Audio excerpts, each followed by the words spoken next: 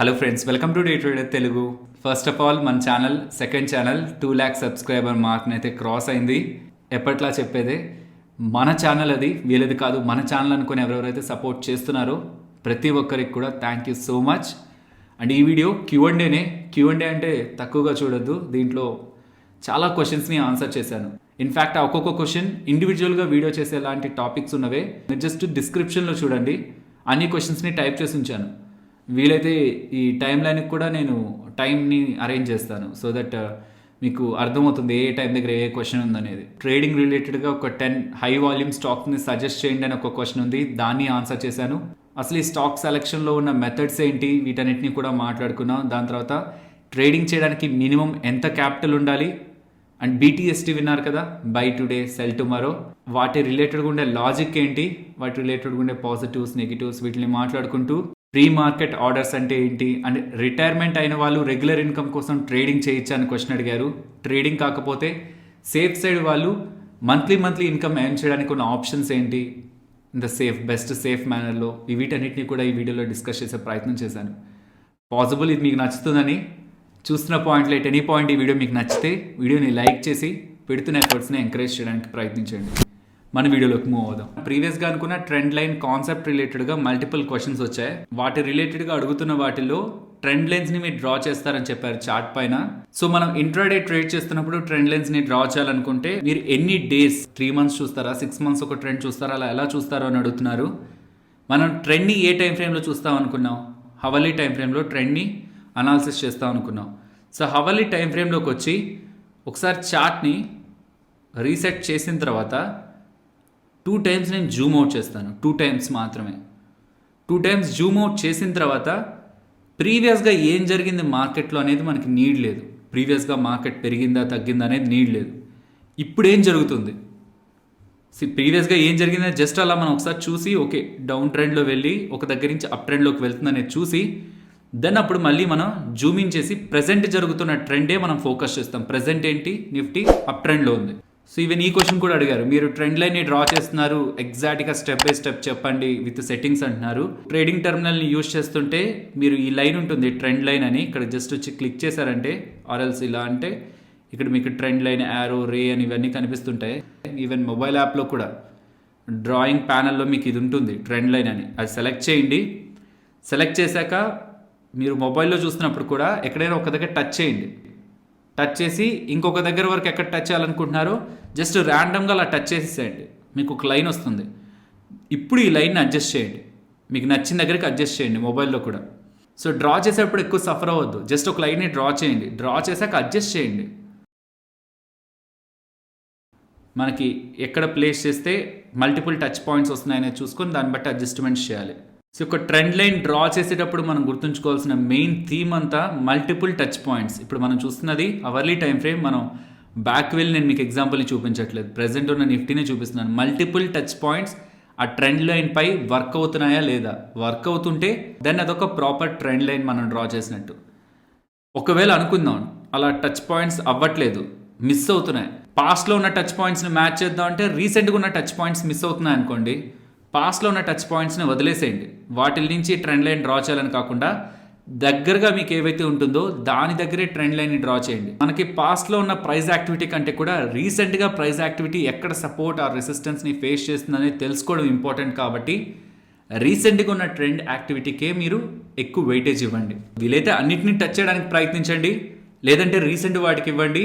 అలా multiple touch points కోసం చేసే అడ్జస్ట్మెంట్లో, ఆ ట్రెండ్ లైన్ చేసే అడ్జస్ట్మెంట్లో 1 or 2 క్యాండిల్స్ బాడీ నుంచి ఆ లైన్ ఫామ్ అవుతున్నా అది తప్పైతే కాదు. ఎగ్జాక్ట్గా ఎండ్లో నుంచి అవ్వాలనేది ఏం లేదు, మన కన్వీనియన్స్. అది ఒక ఏరియా చూస్తున్నాం, అదొక ఏరియా. ఆ ఏరియా దగ్గర మల్టిపుల్ టైమ్స్ ప్రైస్ రియాక్ట్ అయ్యి ఉంటుంది. కొన్నిసార్లు ఆ లైన్కి బిలో వెళ్ళి ఫేక్గా మళ్ళీ టాప్ సైడ్కి కూడా వచ్చి ఉండొచ్చు. కాబట్టి ఎగ్జాక్ట్గా ఉండాలి, బిలోనే ఉండాలి, అబోనే ఉండాలని కాకుండా ఇది గుర్తుంచుకోండి, మల్టిపుల్ టచ్ పాయింట్స్ కావాలి మనకి. ఆ ప్రయత్నంలో ఒకవేళ ఏదైనా మిస్ అయిపోతున్నాయంటే నియర్గా ఉన్న వాటిని మిస్ చేయొద్దు, దగ్గరగా ఉన్న స్వింగ్స్ని మిస్ చేయొద్దు. అండ్ ఎంత టైంకి చూడాలంటే మీరు జస్ట్ చార్ట్ని జూమ్ అవుట్ చేయండి. ప్రీవియస్గా ఉన్నది మనకి నీడ్ లేదు. మనం టైం ఫ్రేమ్లో ట్రెండ్ అనాలిసిస్ టైం ఫ్రేమ్ అనుకున్నాం కదా, ఆ టైం ఫ్రేమ్లో ప్రీవియస్గా ఉన్న ట్రెండ్ని వదిలేసేయండి. అది ఏం జరిగిందనేది మనకి నీడ్ లేదు, బికాస్ మనం చేస్తున్న ఇంట్రాడే అయితే. ఈవెన్ స్వింగ్ కూడా ప్రీవియస్గా ఉన్న ట్రెండ్ మనకి నీడ్ లేదు. స్వింగ్ ట్రేడింగ్ రిలేటెడ్గా మనం అనుకున్న హైయర్ టైం ఫ్రేమ్లో ఉన్న ట్రెండ్, నియర్ ట్రెండే మనకి ఇంపార్టెంట్, దాంట్లోనే మనం అనాలిసిస్ చేస్తాం. సో ఇది ట్రెండ్ రిలేటెడ్గా అడుగుతున్న క్వశ్చన్స్. ట్రేడ్ చేయడానికి మంచి వాల్యూమ్స్తో ఉన్న 10 స్టాక్స్ని చెప్పమని ఒకరు అడుగుతున్నారు. ఒక 500 రేంజ్లో ఉన్న బెస్ట్ 5 స్టాక్స్ని ట్రేడింగ్ కోసం సజెస్ట్ చేయమంటున్నారు. ఫ్యూచర్ అండ్ ఆప్షన్స్లో ఏ స్టాక్స్ ఉన్నాయని తెలుసుకోవడం ఎలా అని అడుగుతున్నారు. సో ఫస్ట్ ఈ క్వశ్చన్ ఆన్సర్ చేద్దాం. ఫ్యూచర్ అండ్ ఆప్షన్స్లో ఉన్న స్టాక్స్ని తెలుసుకోవడం ఎలా అని. మీరు జస్ట్ గూగుల్లోకి వచ్చి NSE FNO stocks list just search చేశారంటే మీకు ఇలా ఫస్ట్లో NSE FNO అండర్లయింగ్ ఇన్ఫో అని ఉంటుంది. అది క్లిక్ చేయండి. క్లిక్ చేస్తే NSE వాళ్ళకి సంబంధించి ఫ్యూచర్ అండ్ ఆప్షన్స్లో ఉన్న ఇండెక్స్ స్టాక్స్ వాటి లిస్ట్ అంతా కూడా ఇక్కడ మీకు వచ్చేస్తుంది. ఏ స్టాక్స్ అయితే FNOలో ఉన్నాయో వాటి డేటా అంతా అక్కడ మనకు ఉంటుంది. ఓకే, ఇప్పుడు స్టాక్ సెలెక్షన్ దగ్గరికి వద్దాం. స్టాక్ సెలెక్షన్ అనగానే ఇంట్రాడే కానీ స్వింగ్ ట్రేడింగ్ కానీ ఎలా మనం స్టాక్ని సెలెక్ట్ చేయాలి అని వెతికే ప్రయత్నంలో, ఈవెన్ కొత్తగా వచ్చిన బిగినర్ ఆర్ మార్కెట్లో ఉన్న వ్యక్తి వెతికే ప్రయత్నంలో వాళ్ళకి నెంబర్ ఆఫ్ థీరీస్ కనిపిస్తాయి. ఇలా స్టాక్ని సెలెక్ట్ చేయొచ్చు, ఇలా స్టాక్ని సెలెక్ట్ చేయొచ్చు అని. దీన్ని బ్రాడ్గా మనం డివైడ్ చేసే ప్రయత్నం చేద్దాం. స్టాటిక్గా, డైనమిక్గా. స్టాటిక్గా అంటే స్టాటిక్ అంటే టైం టు టైం మారదు, అది స్టేబుల్గా ఉంటుంది. డైనమిక్ అంటే టైం టు టైం మారుతూ ఉంటుంది. సో ఈ స్టాక్ సెలెక్షన్లో స్టాటిక్ అంటే పర్టికులర్గా కొన్ని స్టాక్స్ని సెలెక్ట్ చేస్తాం, కొన్ని క్రైటీరియాని తీసుకొని కొన్ని స్టాక్స్ని సెలెక్ట్ అయితే చేసేస్తాం. అలా సెలెక్ట్ చేసిన తర్వాత పర్టికులర్గా కొన్ని స్టాక్స్ ఉంటాయి మన దగ్గర, వాటిల్నే వాచ్ లిస్ట్లో ఉంచుతాం. వాటిల్లో ఉన్న ప్రైస్ యాక్షన్నే గమనిస్తాం. వాటి రిలేటెడ్గా ఉండే రిజల్ట్స్ని, వాటి రిలేటెడ్గా ఉండే ఫండమెంటల్స్ని, వాటి రిలేటెడ్గా వచ్చే న్యూస్ అప్డేట్స్, ఏ ఫ్యాక్టర్స్కి స్టాక్స్ ఎలా రియాక్ట్ అవుతాయి, ఇది ఓవర్ ద పీరియడ్ మనం గమనిస్తూ వస్తాం. దీని ద్వారా ఒక ఎడ్జ్ ఉంటుంది. టెక్నికల్ అనాలిసిసే చూస్తే మనకి ప్రైస్ మూవ్ అయిన తర్వాత మనం పొజిషన్ తీసుకోవడం, లేకపోతే ప్రైస్ ఫేక్గా మూవ్ అయిపోతున్నప్పుడు ఎగ్జిట్ అవ్వడం, ఇలా చేస్తూ ఉంటాం కదా. వీటి రిలేటెడ్గా స్పెషల్లీ స్వింగ్ ట్రేడింగ్లో మంచి స్ట్రాంగ్ రిజల్ట్స్ని పోస్ట్ చేశారనుకోండి, స్టాక్ మూవ్ అవుతుంది అనుకోండి, మనకు కాన్ఫిడెన్స్ ఉంటుంది.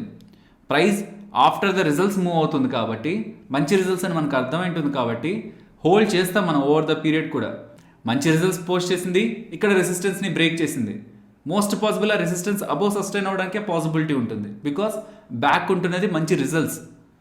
సో ఇలా ఫండమెంటల్స్ని ఇవన్నీ చూసుకుంటూ సర్టెన్ స్టాక్స్నే ట్రాక్ చేస్తుండడం స్టాటిక్ మెథడ్. డైనమిక్ మెథడ్లోకి వచ్చామనుకోండి, ఇక్కడ మనం ఏ పర్టికులర్ స్టాక్ అని ఫిక్స్ అవ్వం. కొన్ని పర్టికులర్ క్రైటీరియాస్ ఉంటాయి. లైక్ ప్రైస్ పరంగా చూస్తే ప్రీవియస్ డే హైని బ్రేక్ చేసిన, ప్రీవియస్ డే లోని బ్రేక్ చేసిన, or previous week, previous month all time high or 52 week high, హైస్ని కానీ లోస్ని కానీ బ్రేక్ చేస్తున్నా మన రాడార్లోకి తీసుకోవడం ఆ స్టాక్స్ని. వీటి కారణంగా ఎడ్జ్ ఉంటుంది కొంచెం. స్పెషల్లీ ఆల్ టైమ్ హైకి వెళ్తున్న stock, 52 week high or 52 week లోకి వెళ్తున్న స్టాక్స్ ఫర్దర్గా అదే డైరెక్షన్లో మూవ్ అవడానికి, ఇంకాస్త మూవ్ అవడానికి పాసిబిలిటీ ఉంటుంది. ఇలా ప్రైస్ పరంగా ఆర్ చార్ట్ ప్యాటర్న్స్ పరంగా స్టాక్ని ఫోకస్ చేయకుండా ప్రైస్ని ఫోకస్ చేస్తూ టైం టు టైం స్టాక్స్ని మార్చుకునే క్రైటీరియా ఒకటి ఉంటుంది. ఇండికేటర్స్ని బేస్ చేసుకొని, లైక్ ఏవేవో ఓవర్ సోల్డ్లో ఉన్నాయి, ఏవేవో ఓవర్ బాట్లో ఉన్నాయి, ఆర్ మూవింగ్ యావరేజెస్ ఆర్ ఇతర ఇండికేటర్స్, బై ఆర్ సెల్ సిగ్నల్ని మనకి డెవలప్ చేస్తున్న ఇండికేటర్స్, వాటిని బేస్ చేసుకొని అయినా మనం స్టాక్స్ని సెలెక్ట్ చేస్తూ ఉంటాం. ఆర్ జస్ట్ మనం నిఫ్టీ ఒక మెయిన్ పేజ్లోకి వస్తే టాప్ గెయినర్స్గా ఉన్నాయో ఆర్ టాప్ లూజర్స్గా ఉన్నాయో వాటిని ట్రాక్ చేస్తుంటాం. And even based upon volume or based upon trading value, వీటిని బట్టి కూడా స్టాక్స్ని మనం సెలెక్ట్ చేస్తూ ఉంటాం. అండ్ ఏదైనా న్యూస్ బేస్డ్గా కానీ, అది ఈవెన్ ఎంటైర్ ట్రేడెడ్ వాల్యూమ్స్లో డెలివరీ వాల్యూమ్స్ పెరుగుతున్నాయి, డెలివరీ పర్సంటేజ్ పెరుగుతుంది, అది ఏదైనా పర్టికులర్ న్యూస్ బేస్డ్గా కానీ స్టాక్స్ని మనం ట్రేడింగ్ రిలేటెడ్గా సెలెక్ట్ చేస్తూ ఉంటాం. సెలెక్ట్ చేసి వాటిల్లో మళ్ళీ అనాలిసిస్ చేస్తాం. ఇది సెలెక్షన్ వరకే, మనం ట్రేడ్ని తీసుకోం, సెలెక్ట్ చేస్తాం అంతే. ట్రేడ్ తీసుకున్నాక అనాలిసిస్ చేస్తాం. సో డైనమిక్ వాటిల్లో ఎక్కడ కూడా ఒక పర్టికులర్ స్టాక్ని ఫిక్స్ చేయడం ఉండదు, క్రైటీరియా ఉంటుంది. ఆ క్రైటీరియాని బట్టి టైం టు టైం స్టాక్స్ మారిపోతుంటాయి. బట్ స్టాటిక్లో ఫస్ట్ కొన్ని క్రైటీరియా అనుకుంటాం, ఆ క్రైటీరియాని బట్టి స్టాక్స్ని సెలెక్ట్ చేస్తాం. వాటి రిలేటెడ్గా మల్టిపుల్ ఆస్పెక్ట్స్, టెక్నికల్సే కాదు ఫండమెంటల్స్ని కూడా ట్రాక్ చేస్తూ వాటి రిలేటెడ్గా ఇన్వెస్ట్మెంట్ చేయం, ట్రేడింగ్కి దాన్ని అప్లై చేయడానికి ప్రయత్నిస్తూ ఉంటాం. మరి డీప్ ఫండమెంటల్ అనాలిసిస్ కాదు. రిజల్ట్స్, రెవెన్యూస్ గ్రో అయ్యా, మార్జిన్స్ గ్రో అయ్యా, ప్రాఫిటబిలిటీ గ్రో అయిందా, మేనేజ్మెంట్ ఏం చెప్తుంది, జస్ట్ ఒక సమరీలా ఓకే ఎలా ఉంది, రిజల్ట్స్ బాగున్నాయి లేదు, జస్ట్ అంతే. మరి డీప్ ఫండమెంటల్ అనాలిసిస్ కాదు. అలా మనం ట్రాక్ చేస్తాం. సో స్టాటిక్లో ఆ స్టాక్స్ని సెలెక్ట్ చేయడానికి క్రైటీరియా ఏంటి, పర్టికులర్గా కొన్ని స్టాక్స్ని స్టేబుల్గా మన వాచెస్లో ఉంచుకోవాలంటే క్రైటీరియా ఏంటి, అవి హై వాల్యూమ్ అలాగే ట్రేడెడ్ వాల్యూ కలిగిన స్టాక్స్ అయి ఉండాలి. యూజువల్గా వాల్యూమ్స్ని ఎక్కువ ఫోకస్ చేస్తుంటాం. అడిగిన క్వశ్చన్ కూడా మంచి వాల్యూమ్స్ ఉన్న స్టాక్స్ని సజెస్ట్ చేయమని. వాల్యూమ్ది ఏముంది, ఒక 10 రూపీస్లో ట్రేడ్ అవుతున్న స్టాక్లో 10,000 వాల్యూమ్ క్రియేట్ చేయడం ఈజీ. అదే 5,000లో ట్రేడ్ అవుతున్న స్టాక్లో 10,000 వాల్యూమ్ క్రియేట్ చేయడం ఈజీయా? వాల్యూమే కాదు, వాల్యూ కూడా చూడాలి. ట్రేడెడ్ వాల్యూ, ఒక ట్రేడ్ ఎన్ని క్రోర్స్కి జరిగింది, ఎంతలో జరుగుతుంది. మంచిగా జరుగుతుంది అనుకోండి, పార్టిసిపేషన్ ఎక్కువగా ఉన్నట్టు, లిక్విడిటీ బాగున్నట్టు. సో వాల్యూమ్, ట్రేడెడ్ వాల్యూ రెండింటినీ గమనించాలి. అదొకటైతే నెక్స్ట్ది, ఆ స్టాక్స్ అంత ఎక్కువగా న్యూస్లో ఉండకూడదు. లైక్ ఎంతసేపటికి వాళ్ళ మీద ఎవరో ఒకరు ఆరోపణలు చేస్తూ, వాళ్ళు ఏదో స్కామ్లో ఇరుక్కుంటూ, సడన్గా మళ్ళీ ఏదో ఒక అప్డేట్ వస్తూ, ఇలా ఒక 5-6 డేస్కి ఒక అప్డేట్, 5-6 డేస్కి ఒక అప్డేట్ వాటి మీద వస్తూ ఉండకూడదు. బికాస్ మనం ఏదో ఒక ట్రేడ్ తీసుకొని ఆ చార్ట్ మనకి బులిష్గా చూపించి ఇంకొకసారి నెగిటివ్ అప్డేట్ వస్తే మనం చేయడానికి ఏం లేదు, ప్రైస్ ఎలాగో ఫాలో అవుతుంది. కాబట్టి ఎక్కువ న్యూస్లో ఉండకూడదు, గుడ్ వాల్యూమ్ అలాగే ట్రేడెడ్ వాల్యూతో ఉండాలి. నేను మీకు చూపిస్తాను ఇప్పుడు ఎలాగో. అండ్ పాసిబుల్ ఎఫ్ఎన్ఓలో ఉన్నవైతే బెటర్, ఇంకాస్త బెటర్ యాక్టివిటీ ఉంటుంది. ఆ స్టాక్ ఎఫ్ఎన్ఓలో ఉన్నదైతే ఇంకాస్త బెటర్. సో దీని రిలేటెడ్గా డిఫరెంట్ సెక్టార్స్కి సంబంధించి ఒక 10 స్టాక్స్ని నేనైతే ఎలా సెలెక్ట్ చేసుకుంటాను స్టాటిక్లో. సో స్టాక్ సెలెక్షన్కి ఇదే వీడియో కాదు, స్టాక్ సెలెక్షన్ రిలేటెడ్ ఒక డెడికేటెడ్ వీడియో వస్తుంది. బట్ ఇన్ బిట్వీన్ ఒకవేళ ఎవరైనా ట్రేడ్ చేస్తున్న వాళ్ళు ఎలా సెలెక్ట్ చేసుకోవచ్చని బ్రీఫ్గా మాట్లాడుకునే ప్రయత్నం చేద్దాం. సో మీరు ఎన్ఎస్సి వెబ్సైట్లోకి వచ్చి మార్కెట్ డేటా దగ్గరకు వచ్చారంటే ఈక్విటీ అండ్ ఎస్ఎంఈ అని ఉంటుంది, ఎస్ఎంఈ మార్కెట్ అని, అది క్లిక్ చేయండి. క్లిక్ చేశాక ఇది నిఫ్టీ 50కి సంబంధించిన స్టాక్స్. ఇక్కడ నిఫ్టీ 50 కాకుండా మీరు ఏ సెక్టార్కి సంబంధించి అయితే స్టాక్స్ని ట్రేడ్ చేయడానికి బెటర్గా ఫీల్ అవుతుంటారో ఆ సెక్టార్స్ని సెలెక్ట్ చేయండి. ఇందులో ఏ సెక్టార్కి సంబంధించిన స్టాక్స్ అయినా మీరు సెలెక్ట్ చేసి ట్రేడ్ చేయొచ్చు. బట్ నేను పర్టికులర్గా మీడియా స్టాక్స్లో ఇంట్రాడే చేయడానికి అయితే ఎక్కువ ఇష్టపడను కాబట్టి రెస్ట్ ఆఫ్ ద సెక్టార్స్ గురించి మీకు జస్ట్ ఎగ్జాంపుల్గా చెప్తాను. నిఫ్టీ ఆటో సెలెక్ట్ చేస్తున్నాను. So market data, equity and SME market, అలా వచ్చాక ఇక్కడ మీకు ఒక యారో మార్క్ ఉంటుంది, అది క్లిక్ చేశారంటే ఇక్కడ డౌన్ సైడ్కి వెళ్తే సెక్టోరియల్ ఇండెక్సెస్ అన్నీ ఉంటాయి. అందులో నిఫ్టీ ఆటోని సెలెక్ట్ చేస్తే ఇంట్రాడేలో మనకి ఇక్కడ వాల్యూమ్ కనిపిస్తూ ఉంటుంది. సో ఒకసారి ట్యాప్ చేయండి, మీకు కనిపిస్తుంది ఇక్కడ వాల్యూమ్స్. సో తగ్గుతూ పెరుగుతూ ఉన్నట్లయితే ఇంకొకసారి దాన్ని ట్యాప్ చేశారంటే ఈసారి హైయెస్ట్ వాల్యూమ్స్ మీకు టాప్ సైడ్ వస్తాయి. సో ఆటో సెక్టార్లో ఎక్కువగా వాల్యూమ్స్ ఉన్నది టాటా మోటార్స్, తర్వాత ఎక్సైడ్ ఇండస్ట్రీస్, తర్వాత అశోక్ లీలాండ్, తర్వాత M&M వాల్యూమ్స్ పరంగా చూస్తే. అదే వాల్యూ పరంగా చూసారనుకోండి, వాల్యూమ్ అంటే ఎంత క్వాంటిటీ ట్రేడ్ జరిగిందని మనం చూస్తున్నట్టు, వాల్యూ అంటే ఆ వాల్యూలో స్టాక్ ప్రైస్ కూడా ఇంక్లూడ్ అయి ఉంటుంది కాబట్టి అది రియల్ ట్రేడ్ అనమాట. అందులో మనకి రియాలిటీ కనిపిస్తుంది. సో వాల్యూని ఇంక్రీజింగ్ ఆర్డర్లో పెడితే సో వాల్యూమ్స్ పరంగా అండ్ వాల్యూ పరంగా స్టేబుల్గా కనిపిస్తున్న stock name Tata Motors. So auto sector నుంచి మనం ట్రేడ్ చేయాలనుకుంటే టాటా మోటార్స్ని తీసుకోవచ్చు. సో అలా చూసి సెలెక్ట్ చేస్తే మెటల్ సెక్టార్ నుంచి టాటా స్టీల్, ఆటో సెక్టార్ నుంచి టాటా మోటార్స్ అనుకున్నాం, అండ్ ఎనర్జీ సెగ్మెంట్ నుంచి Tata power, GAIL, and banking నుంచి HDFC bank, ICICI bank, FMCG నుంచి ఐటీసీ, రియాలిటీ నుంచి డిఎల్ఎఫ్, ఫార్మా నుంచి అరబిందో ఫార్మా, సిప్లా, ఎన్బిఎఫ్సి నుంచి హెచ్డిఎఫ్సి బజాజ్ ఫైనాన్స్, ఐటీ నుంచి టెక్ మహేంద్ర అండ్ ఇన్ఫోసిస్. ఇలా వీటిని పర్టికులర్గా మనం వాచెస్లో యాడ్ చేసి ఉంచుకొని వీటికి సంబంధించిన టెక్నికల్స్ మీన్స్ ఇవి ఎక్కడెక్కడ ఇంపార్టెంట్గా రియాక్ట్ అవుతూ ఉంటాయి, వీటికి సంబంధించిన న్యూస్, వీటికి సంబంధించిన ఫండమెంటల్స్ అంటే ఇక్కడ ఏం లేదు, వాళ్ళు రిజల్ట్స్ని పోస్ట్ చేసినప్పుడు లాస్ట్ క్వార్టర్తో కంపేర్ చేస్తే ఎలా పోస్ట్ చేశారు, నెక్స్ట్ గైడెన్స్ ఎలా ఇస్తున్నారు, మేము ఎలా గ్రో అవుతాం అని చెప్తున్నారు. సింపుల్గానే అర్థం చేసుకోండి. ఇక్కడ మనం టెక్నికల్స్కి యాడ్ అవ్వడానికి ఏదో చూస్తున్నాం అంతే. ఏ మాత్రం కొంత అర్థమైనా అది అడ్వాంటేజే కదా, అలా నెగ్లెక్ట్ చేయకుండా కొంత తెలుసుకుంటూ ఉండడం. సో అలా మనం ఈ స్టాక్స్ని సెలెక్ట్ చేసుకుంటాం. ఇది స్టాటిక్ మెథడ్లో. డైనమిక్ మెథడ్ ఆర్ మిగతా వాటిల్లో మనం స్టాక్స్ని ఎలా సెలెక్ట్ చేసుకుంటూ ఉంటాం, వాటి రిలేటెడ్గా ఉండే advantages or entire stock selection రిలేటెడ్గా ఇంట్రాడేకి ఒకలా ఉంటుంది, స్వింగ్ ట్రేడింగ్ ఒకలా ఉంటుంది. వీటి ఒక డిఫరెన్స్ని మనం స్టాక్ సెలెక్షన్ ఒక మెయిన్ వీడియోలో డీటెయిల్గా మాట్లాడుకునే ప్రయత్నం చేద్దాం. సో ఇక్కడ మినిమం క్యాపిటల్ ట్రేడింగ్ రిలేటెడ్గా ఎంత కావాలని ఒక 2 క్వశ్చన్స్ వచ్చాయి. So as a beginner trading చేస్తున్నప్పుడు మినిమం ఎంత మనీతో ట్రేడ్ చేయాలి, అసలు ఎంత మనీ కావాలి ఆప్షన్ ట్రేడింగ్కి, ఈక్విటీ ట్రేడింగ్కి అండ్ ఇన్వెస్ట్మెంట్కి అని క్వశ్చన్స్ అడుగుతున్నారు. ఇంకొకటి శశివరుణ్ గారు, I want to know how much money is needed for beginners for option trading, equity trading and investment అంటున్నారు. మీన్స్ ఓవరాల్గా బిగినర్స్ ట్రేడింగ్ చేయడానికి ఎంత మనీ నీడ్ అవుతుంది, ఎంత మనీ మినిమంగా ఉండాలని అడుగుతున్నారు. సో దీన్ని స్టెప్ బై స్టెప్ మాట్లాడుకుందాం. బికాస్ ట్రేడింగ్లో డిఫరెంట్ సెగ్మెంట్స్ ఉన్నాయి కాబట్టి ఈక్విటీ, ఫ్యూచర్స్, ఆప్షన్స్లో కూడా ఆప్షన్ బయింగ్ అండ్ సెల్లింగ్, దీన్ని డిఫరెంట్ కేటగిరీస్లో మాట్లాడుకుంటే ఈక్విటీలో ట్రేడ్ చేస్తున్నా ఆర్ ఇన్వెస్ట్మెంట్ చేయాలనుకుంటున్నా మినిమం ఇంత అనేది ఏం లేదు. లైక్ మినిమం ఇంత ఉంటేనే మనం ట్రేడ్ చేయాలి, లేకపోతే ఇంత క్యాపిటల్తోనే మనం ఈక్విటీ ట్రేడింగ్లోకి రావాలనేది ఏం లేదు. ఆల్మోస్ట్ మనకి అందరికీ తెలిసిన పేర్లు ఉంటాయి కదా, ఆ స్టాక్స్ అన్నిట్లో కూడా బ్రోకర్స్ 5x లీవరేజ్ని ప్రొవైడ్ చేస్తున్నారు. ఇది సింపుల్గా అర్థం చేసుకోవాలంటే ఏదైనా ఒక స్టాక్ అందరికీ వెల్ నోన్ స్టాక్, అంతేకాని మైక్రో క్యాప్, స్మాల్ క్యాప్, అప్పుడప్పుడే మార్కెట్లో వినిపిస్తున్న నేమ్ కాదు, అందరికీ తెలిసిన పేర్లు ఉంటాయి కదా, నిఫ్టీ 50, నిఫ్టీ నెక్స్ట్ 50, RFNOలో ఉన్న స్టాక్స్. వీటిలో ఏంటంటే బ్రోకర్స్ 5x లీవరేజ్ని ప్రొవైడ్ చేస్తుంటారు. అంటే ఆ స్టాక్ 100లో ట్రేడ్ అవుతుంటే మీరు ఇన్వెస్ట్మెంట్ చేయాలనుకుంటే మీకు 100 రూపీస్ ఉండాలి. బట్ మీరు అదే ట్రేడ్ చేద్దాం అనుకుంటే ఆ 100 రూపీస్తో 500 విలువ చేసే స్టాక్స్ని ట్రేడ్ చేయొచ్చు. మీన్స్ మీ దగ్గర ఎంత ఉంటుందో దానికి మల్టిప్లైడ్ బై 5 టైమ్స్ మీరు ట్రేడింగ్ యాక్టివిటీని తీసుకోవచ్చు.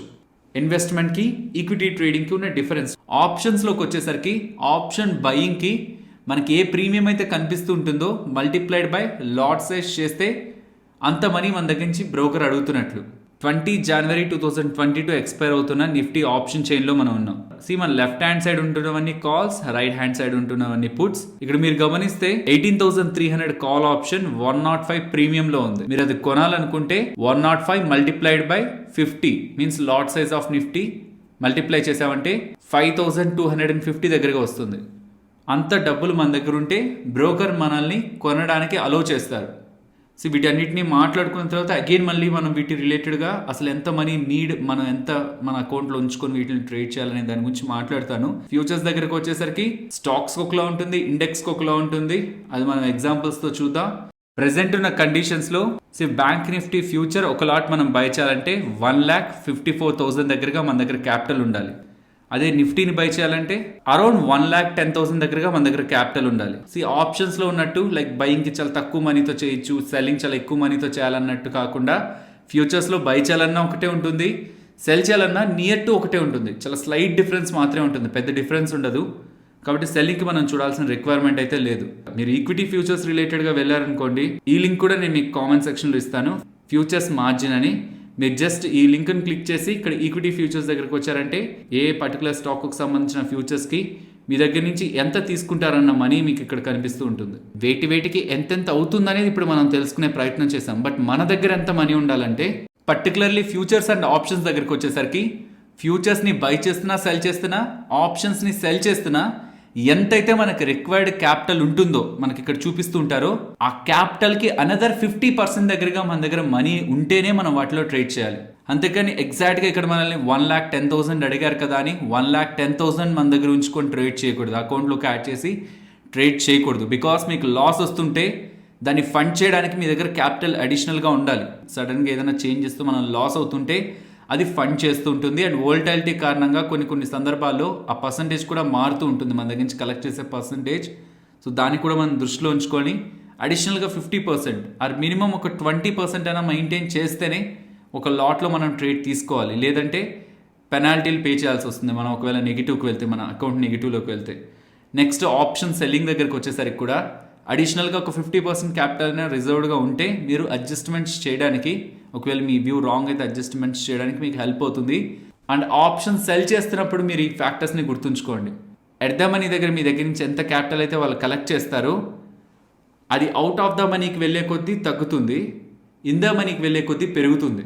ఎగ్జాంపుల్ చెప్తాను. ఎట్ ద మనీ దగ్గర ఉన్న ఒక ఆప్షన్ని సెల్ చేయడానికి 1,50,000 అవుతుంది అనుకుందాం.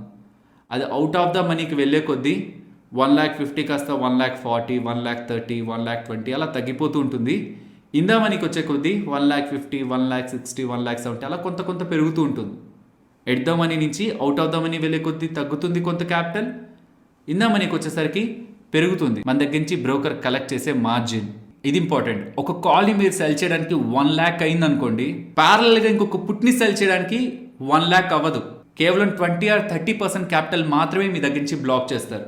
కాల్ సెల్లింగ్లో 20 or 30% ఎక్స్ట్రాగా మన దగ్గర నుంచి తీసుకుంటారు. బికాస్ రెండు కూడా ఒకటి పెరుగుతుంటే ఇంకొకటి తగ్గుతుంటుంది, ఇంకొకటి తగ్గుతుంటే ఇంకొకటి పెరుగుతుంటుంది. కాబట్టి రెండు ఒకేసారి సెల్ చేస్తే మనకి మార్జిన్లో బెనిఫిట్ ఉంటుంది. ఒక పెద్ద కాల్ ఆర్ ఒక పెద్ద put depending upon our view cell చేసినప్పుడు దాన్ని అలా వదిలేయకుండా దూరంగా వెళ్ళి ఇంకా అక్కడికి రాదు, ఛాన్సే లేదనుకునే దగ్గర ఆపోజిట్గా ఉన్న ఒకవేళ కాల్ని సెల్ చేస్తుంటే పుట్ని సెల్ చేస్తుంటే కాల్ని చేస్తే మార్జిన్ బెనిఫిట్ దొరుకుతుంది. అడిషనల్గా మనం పెడుతున్న క్యాపిటల్ ఉంది చూసారా, ఫస్ట్ 1 lakh పెట్టాం, తర్వాత సెల్ చేస్తున్న దానికి చాలా తక్కువ తీసుకుంటున్నాం అనుకున్నామా, దాని మీద అలా చిన్నది సెల్ చేస్తున్నామా, దాని ద్వారా వచ్చేది రిటర్న్ కొంత ఎక్కువగా ఉంటుంది.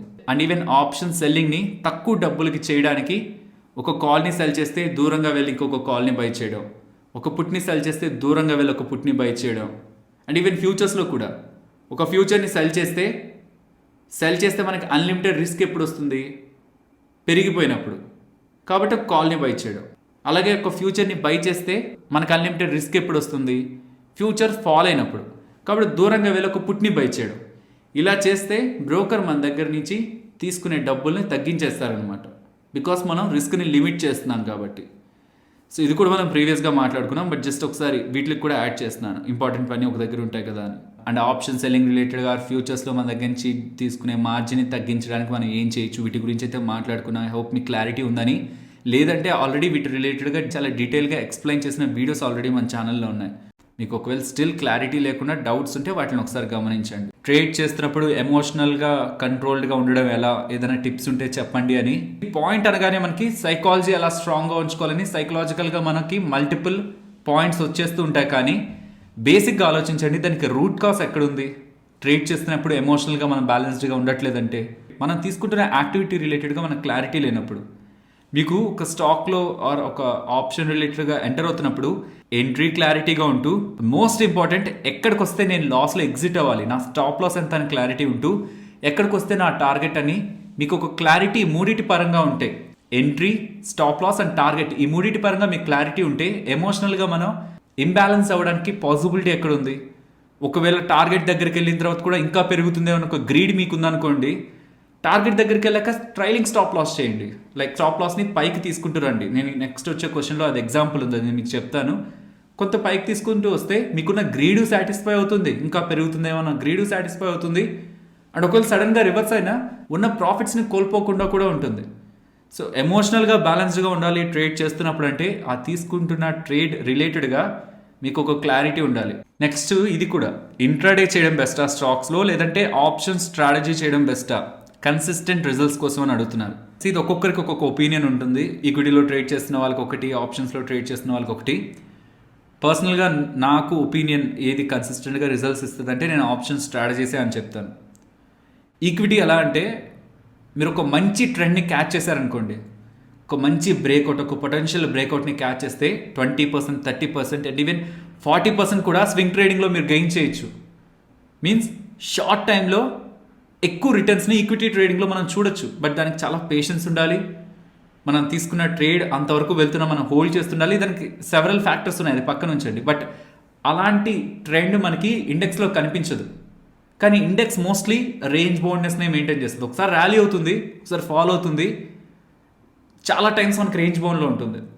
కాబట్టి న్యూట్రల్ స్ట్రాటజీస్ కానీ, మార్కెట్ న్యూట్రల్గా ఉంటుంది, ఒక రేంజ్ బౌండ్లో ఉంటుంది అనుకొని ప్రాపర్ స్టాప్ లాస్ని మెయింటైన్ చేస్తూ చేస్తున్న స్ట్రాటజీస్ ఏవైతే ఉంటాయో అవి ఓవర్ ద పీరియడ్ కన్సిస్టెంట్గా మనకి రిటర్న్ని జనరేట్ చేస్తుంటాయి. కన్సిస్టెంట్ ఆ వర్డ్ ఎందుకంటున్నానంటే, ఓవరాల్గా ఇండెక్స్లు అన్నీ కూడా ట్రెండింగ్గా ఉన్నా అవి చాలా తక్కువ సందర్భాల్లోనే, రెస్ట్ ఆఫ్ ద పోర్షన్ అంతా కూడా మార్కెట్ ఒక రేంజ్ బౌండ్నెస్ని మెయింటైన్ చేస్తూ ఉంటుంది. కాబట్టి ఆ రేంజ్ బౌండ్నెస్ని మెయింటైన్ చేస్తుంది కదా, న్యూట్రల్ స్ట్రాటజీస్ చేస్తాను, వితౌట్ స్టాప్ లాస్ చేస్తానంటే అక్కడ పోయేది కూడా ఎక్కువగానే ఉంటుంది. Proper adjustments, proper stop loss ఎవరైతే మెయింటైన్ చేస్తారో వాళ్ళకి చెప్తున్నాను. సో ఆప్షన్ స్ట్రాటజీస్ ద్వారా కన్సిస్టెంట్గా రిజల్ట్స్ ఉంటాయి కంపేర్డ్ విత్ స్టాక్ ట్రేడింగ్ అనేది నా ఒపీనియన్. 15 మినిటా 5 మినిటా ఇంట్రాడేలో ఏ క్యాండిల్ బెటర్, బ్రేక్అవుట్ చార్ట్ అనాలిసిస్కి అంటున్నారు. నేను మీకు ఇది టైం ఫ్రేమ్స్లో చెప్పాను. ట్రెండ్ అనాలిసిస్కి నేను 1 అవర్ని యూజ్ చేస్తున్నాను, ట్రేడ్ ఎగ్జిక్యూషన్కి 15 మినిట్నే యూజ్ చేస్తున్నాను. మీరు 5 మినిట్ని యూజ్ చేసినా తప్పేం లేదు. పర్సనలీ నేను స్టిక్ అయింది 15 మినిట్. ఒకదానికి మనం స్టిక్ అవుతాం కదా మనం మల్టిపుల్ టైం ఫ్రేమ్స్ని చూస్తూ, అలా నేను స్టిక్ అయింది అయితే 15 మినిట్. సో 5 మినిట్లో ఏదైనా ఒక పర్టికులర్ బ్రేక్అవుట్ అబోవ్ వచ్చే సస్టైన్ అయితే క్విక్గా మనం ఎంట్రీ తీసుకోవచ్చు, స్టార్టింగ్లోనే మనం ఎంట్రీ తీసుకోవచ్చు. సో అంత క్విక్గా ఎంటర్ అవుతున్నాం కాబట్టి 5 మినిట్లో మేబీ అది ఫేక్ అవుతున్నా మనం ట్రాప్ అవ్వడానికి కూడా స్కోప్ ఉంటుంది. అదే 15 మినిట్ అంటే 15 మినిట్ క్యాండిల్ ఉంటుంది కాబట్టి ఈ లోపు ఒకవేళ అది ఫేక్ బ్రేక్అవుట్ అయితే ఆ క్యాండిల్ ఒక విక్ని ఫామ్ చేసి ఆ లెవెల్ కంటే బిలోనే నెక్స్ట్ క్యాండిల్ ఉంటుంటుంది. కాబట్టి ఫేక్ బ్రేక్అవుట్స్ని అవాయిడ్ చేయడానికి 15 మినిట్లో ఉంటాను. 15 మినిట్ తీసుకున్న తర్వాత ఫేక్ బ్రేక్అవుట్ రాదంటూ రావచ్చు, బట్ ఫర్ ద బెటర్మెంట్ నేను 15 మినిట్స్ చూస్తున్నా. లేదు మీరు 5 మినిట్స్నే చేస్తున్నారన్నా అదేం తప్పేం కాదు. ఇక్కడ ఎవరు కరెక్ట్ అనేది ఏం కాదు, కన్వీనియన్స్. నాకు 15 మినిట్లో ఉంది అది. నెక్స్ట్ ప్రీ మార్కెట్ ఆర్డర్స్ ఎలా ఎగ్జిక్యూట్ చేయాలి. 9కి మార్కెట్ మూవ్ అవ్వడం స్టార్ట్ అవుతుంది. 9, 7, 9, 8 అరౌండ్ మనకు తెలిసిపోతుంది మార్కెట్ ఎక్కడ ఓపెన్ అవ్వబోతుందని. 9:15కి మనం ట్రేడ్స్ని ప్లేస్ చేస్తుంటాం. ఇది మనకు ఐడియా ఉంటుంది. బట్ గుర్తుంచుకోవాల్సింది 9 o'clock నుంచే మనం ఆర్డర్స్ని ప్లేస్ చేయొచ్చు స్టాక్స్ రిలేటెడ్గా. సో దీనికోసం ఏం లేదు, మీ ట్రేడ్ టెర్మినల్ని ఓపెన్ చేసి, ట్రేడింగ్ ప్లాట్ఫామ్ని ఓపెన్ చేసి 9 o'clockకి మీరు ఆర్డర్ని ప్లేస్ చేయొచ్చు. Market order, limit order idea ఉంటుంది కదా, ఈ రెండు. మార్కెట్ ఆర్డర్ పెడుతున్నారంటే 9, 7, 9, 8 ఆ పాయింట్ ఆఫ్ టైంలో మనకి ఏ ప్రైస్ అయితే ప్రీ మార్కెట్ ప్రైస్గా, లైక్ ఓపెనింగ్ ప్రైస్గా డిసైడ్ అవుతుందో ఆ ప్రైస్కి ఆర్డర్ ఎగ్జిక్యూట్ అయిపోతుంది మనది. లేదు లిమిట్ ప్రైస్ పెట్టారంటే మీరు ఎగ్జాక్ట్గా ఎక్కడ ట్రేడ్ చేయాలనుకుంటున్నారో ఆ ప్రైస్కి ఎగ్జిక్యూట్ అవుతుంది. సో ఈ రెండు మనం పెట్టి ట్రేడ్ చేయొచ్చు. ఇంకా డీటెయిల్గా చూస్తే లైక్ 9 o'clock నుంచి ఎంతవరకు పెట్టచ్చు ఆర్డర్ అంటే 9:08 వరకు పెట్టచ్చు. కాకపోతే సెకండ్స్తో మనం ప్లే చేయడం ఎందుకు అనుకుంటే ఎగ్జాక్ట్లీ 9 ఆర్ నెక్స్ట్ 5-6 మినిట్స్లో మనం ఆర్డర్స్ని ప్లేస్ చేస్తే కొంత సేఫ్ సైడ్ ఉంటున్నట్టు. 9:08కి ఎగ్జాక్ట్గా, అది ఎన్ఎస్సి వాళ్ళు చెప్తున్న దాని ప్రకారం 9:08కి ఆర్డర్స్ మ్యాచ్ అవ్వడం స్టార్ట్ అవుతాయి. లైక్ ఎవరెవరు బై పెట్టారు, సెల్ పెట్టారు, ఇవి మ్యాచ్ అవుతాయి.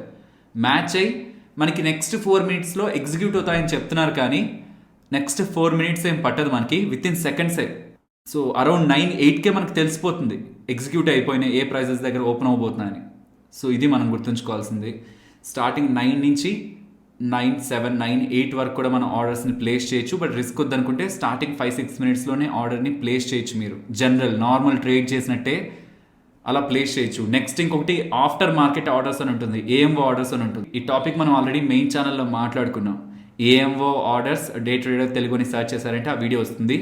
ఒక్కొక్క బ్రోకర్కి ఒక్కొక్క టైమింగ్స్ ఉంటుంది. మార్కెట్ క్లోజ్ అయ్యాక కూడా మనం ఆర్డర్స్ని ప్లేస్ చేయొచ్చు. నెక్స్ట్ది ఎన్ని ట్రేడ్స్ మనం తీసుకోవాలి, మన క్యాపిటల్లో ఎంత క్యాపిటల్ ఆ ట్రేడ్కి ఎంప్లాయ్ చేయాలి, అండ్ మనం ఎంతకు మించి లాస్ అవ్వకూడదు ఒక రాంగ్ ట్రేడ్లో అని అడుగుతున్నారు. సో ఇది ట్రేడ్ మేనేజ్మెంట్ అలాగే రిస్క్ మేనేజ్మెంట్ రెండు కూడా కంబైన్డ్గా ఈ చిన్న క్వశ్చన్లోనే వచ్చేస్తున్నాయి. ఇది మనం డెడికేటెడ్ వీడియోలో మాట్లాడుకుందాం. బట్ అలా అని స్కిప్ చేయకుండా నేను సింపుల్గా ఒకటైతే చెప్పాలనుకుంటున్నాను. ఇంట్రాడేలో ఒక పర్టికులర్ ట్రేడ్ సెటప్ని మీరు ఫాలో అవ్వాలనుకుంటే మార్కెట్ క్లోజ్ అయిన తర్వాత మీరు చార్ట్స్ని అనాలిసిస్ చేసి ఆ పర్టికులర్ ట్రేడ్ సెటప్ ఈ స్టాక్లో ఉంది, ఈ రేపు ఒకవేళ ఈ లైన్ క్రాస్ అయితే మనం బై చేద్దాం, సెల్ చేద్దాం అని వెయిట్ చేస్తారు. కొన్ని సందర్భాల్లో జరగదు. డే అంతా వెయిట్ చేస్తారా, అలా జరగదు. మార్కెట్ రేంజ్ బౌండ్లోనే ఉంటుంది. కొన్ని సందర్భాల్లో అసలు ఒక మంచి ట్రేడ్ కూడా మనకి దొరకదు. ఎన్ని ట్రేడ్స్ తీసుకోవాలంటే మీ దగ్గర ఉన్న సెటప్ ఎన్ని ట్రేడ్స్ని సజెస్ట్ చేస్తుందో అన్ని ట్రేడ్స్ మనం తీసుకోవచ్చు. కన్ఫర్మేషన్ ఉండే ట్రేడ్స్ మనకు ఒకవేళ ఆపర్చునిటీ ఉంటుందనిపిస్తే మనం తీసుకోవడంలో తప్పలేదు. కానీ పాయింట్ అంతా తీసుకుంటున్న పర్టికులర్ ట్రేడ్లో 1% కంటే ఎక్కువ నష్టపోవద్దు. ఇది వినడానికి సింపుల్గానే ఉంటుంది, కానీ మోస్ట్లీ ఇది ఫాలో అవ్వడం కష్టం. మన దగ్గర ఒక 1 lakh ఉందంటే మనం 10,000, 20,000 పోయేంత వరకు కూడా మనకు పెయిన్ అనిపించదు. 10,000, 20,000 పోతుంటేనే మనకు కష్టం అనిపిస్తుంది. 1 lakhలో 1% అంటే 1,000 రూపీసే. సో 1 lakh క్యాపిటల్ ఉన్న వ్యక్తి ఒక ట్రేడ్లో 1,000 రూపీసే నేను స్టాప్ లాస్ పెడతాను, అంతకుమించి నేను నష్టపోకూడదు ఆ ట్రేడ్ అంటే దానికి తగ్గట్టే క్వాంటిటీ మెయింటైన్ చేసి ఉండాలి. అలా ఎవరు చేయరు బిగినర్స్. 1 lakh ఉంటే స్ట్రాంగ్గా క్వాంటిటీ తీసుకోవడం, 5,000, 6,000 లాస్ వస్తున్న బేర్ చేయడం, 10,000, 20,000కి వెళ్తున్న చూస్తూ ఉండడం కారణంగానే, ప్రాపర్ రిస్క్ మేనేజ్మెంట్ లేకపోవడం కారణంగానే చాలా వరకు లాసెస్కి వెళ్ళిపోతూ ఉంటారు. ఆ క్యాపిటల్ చాలా త్వరగా పోతుంది. సో ఈ ఒక్క లైన్ని మైండ్లో ఉంచుకోండి. మీ దగ్గర క్యాపిటల్ ఎంత ఉంది, అందులో 1% అంటే ఎంత, తీసుకుంటున్న ఎవ్రీ ట్రేడ్కి కూడా ఆ 1% క్యాపిటల్ ఎంతైతే అవుతుందో అంత స్టాప్ లాస్ ఉండగలిగే ట్రేడ్ ఉంటేనే తీసుకోండి.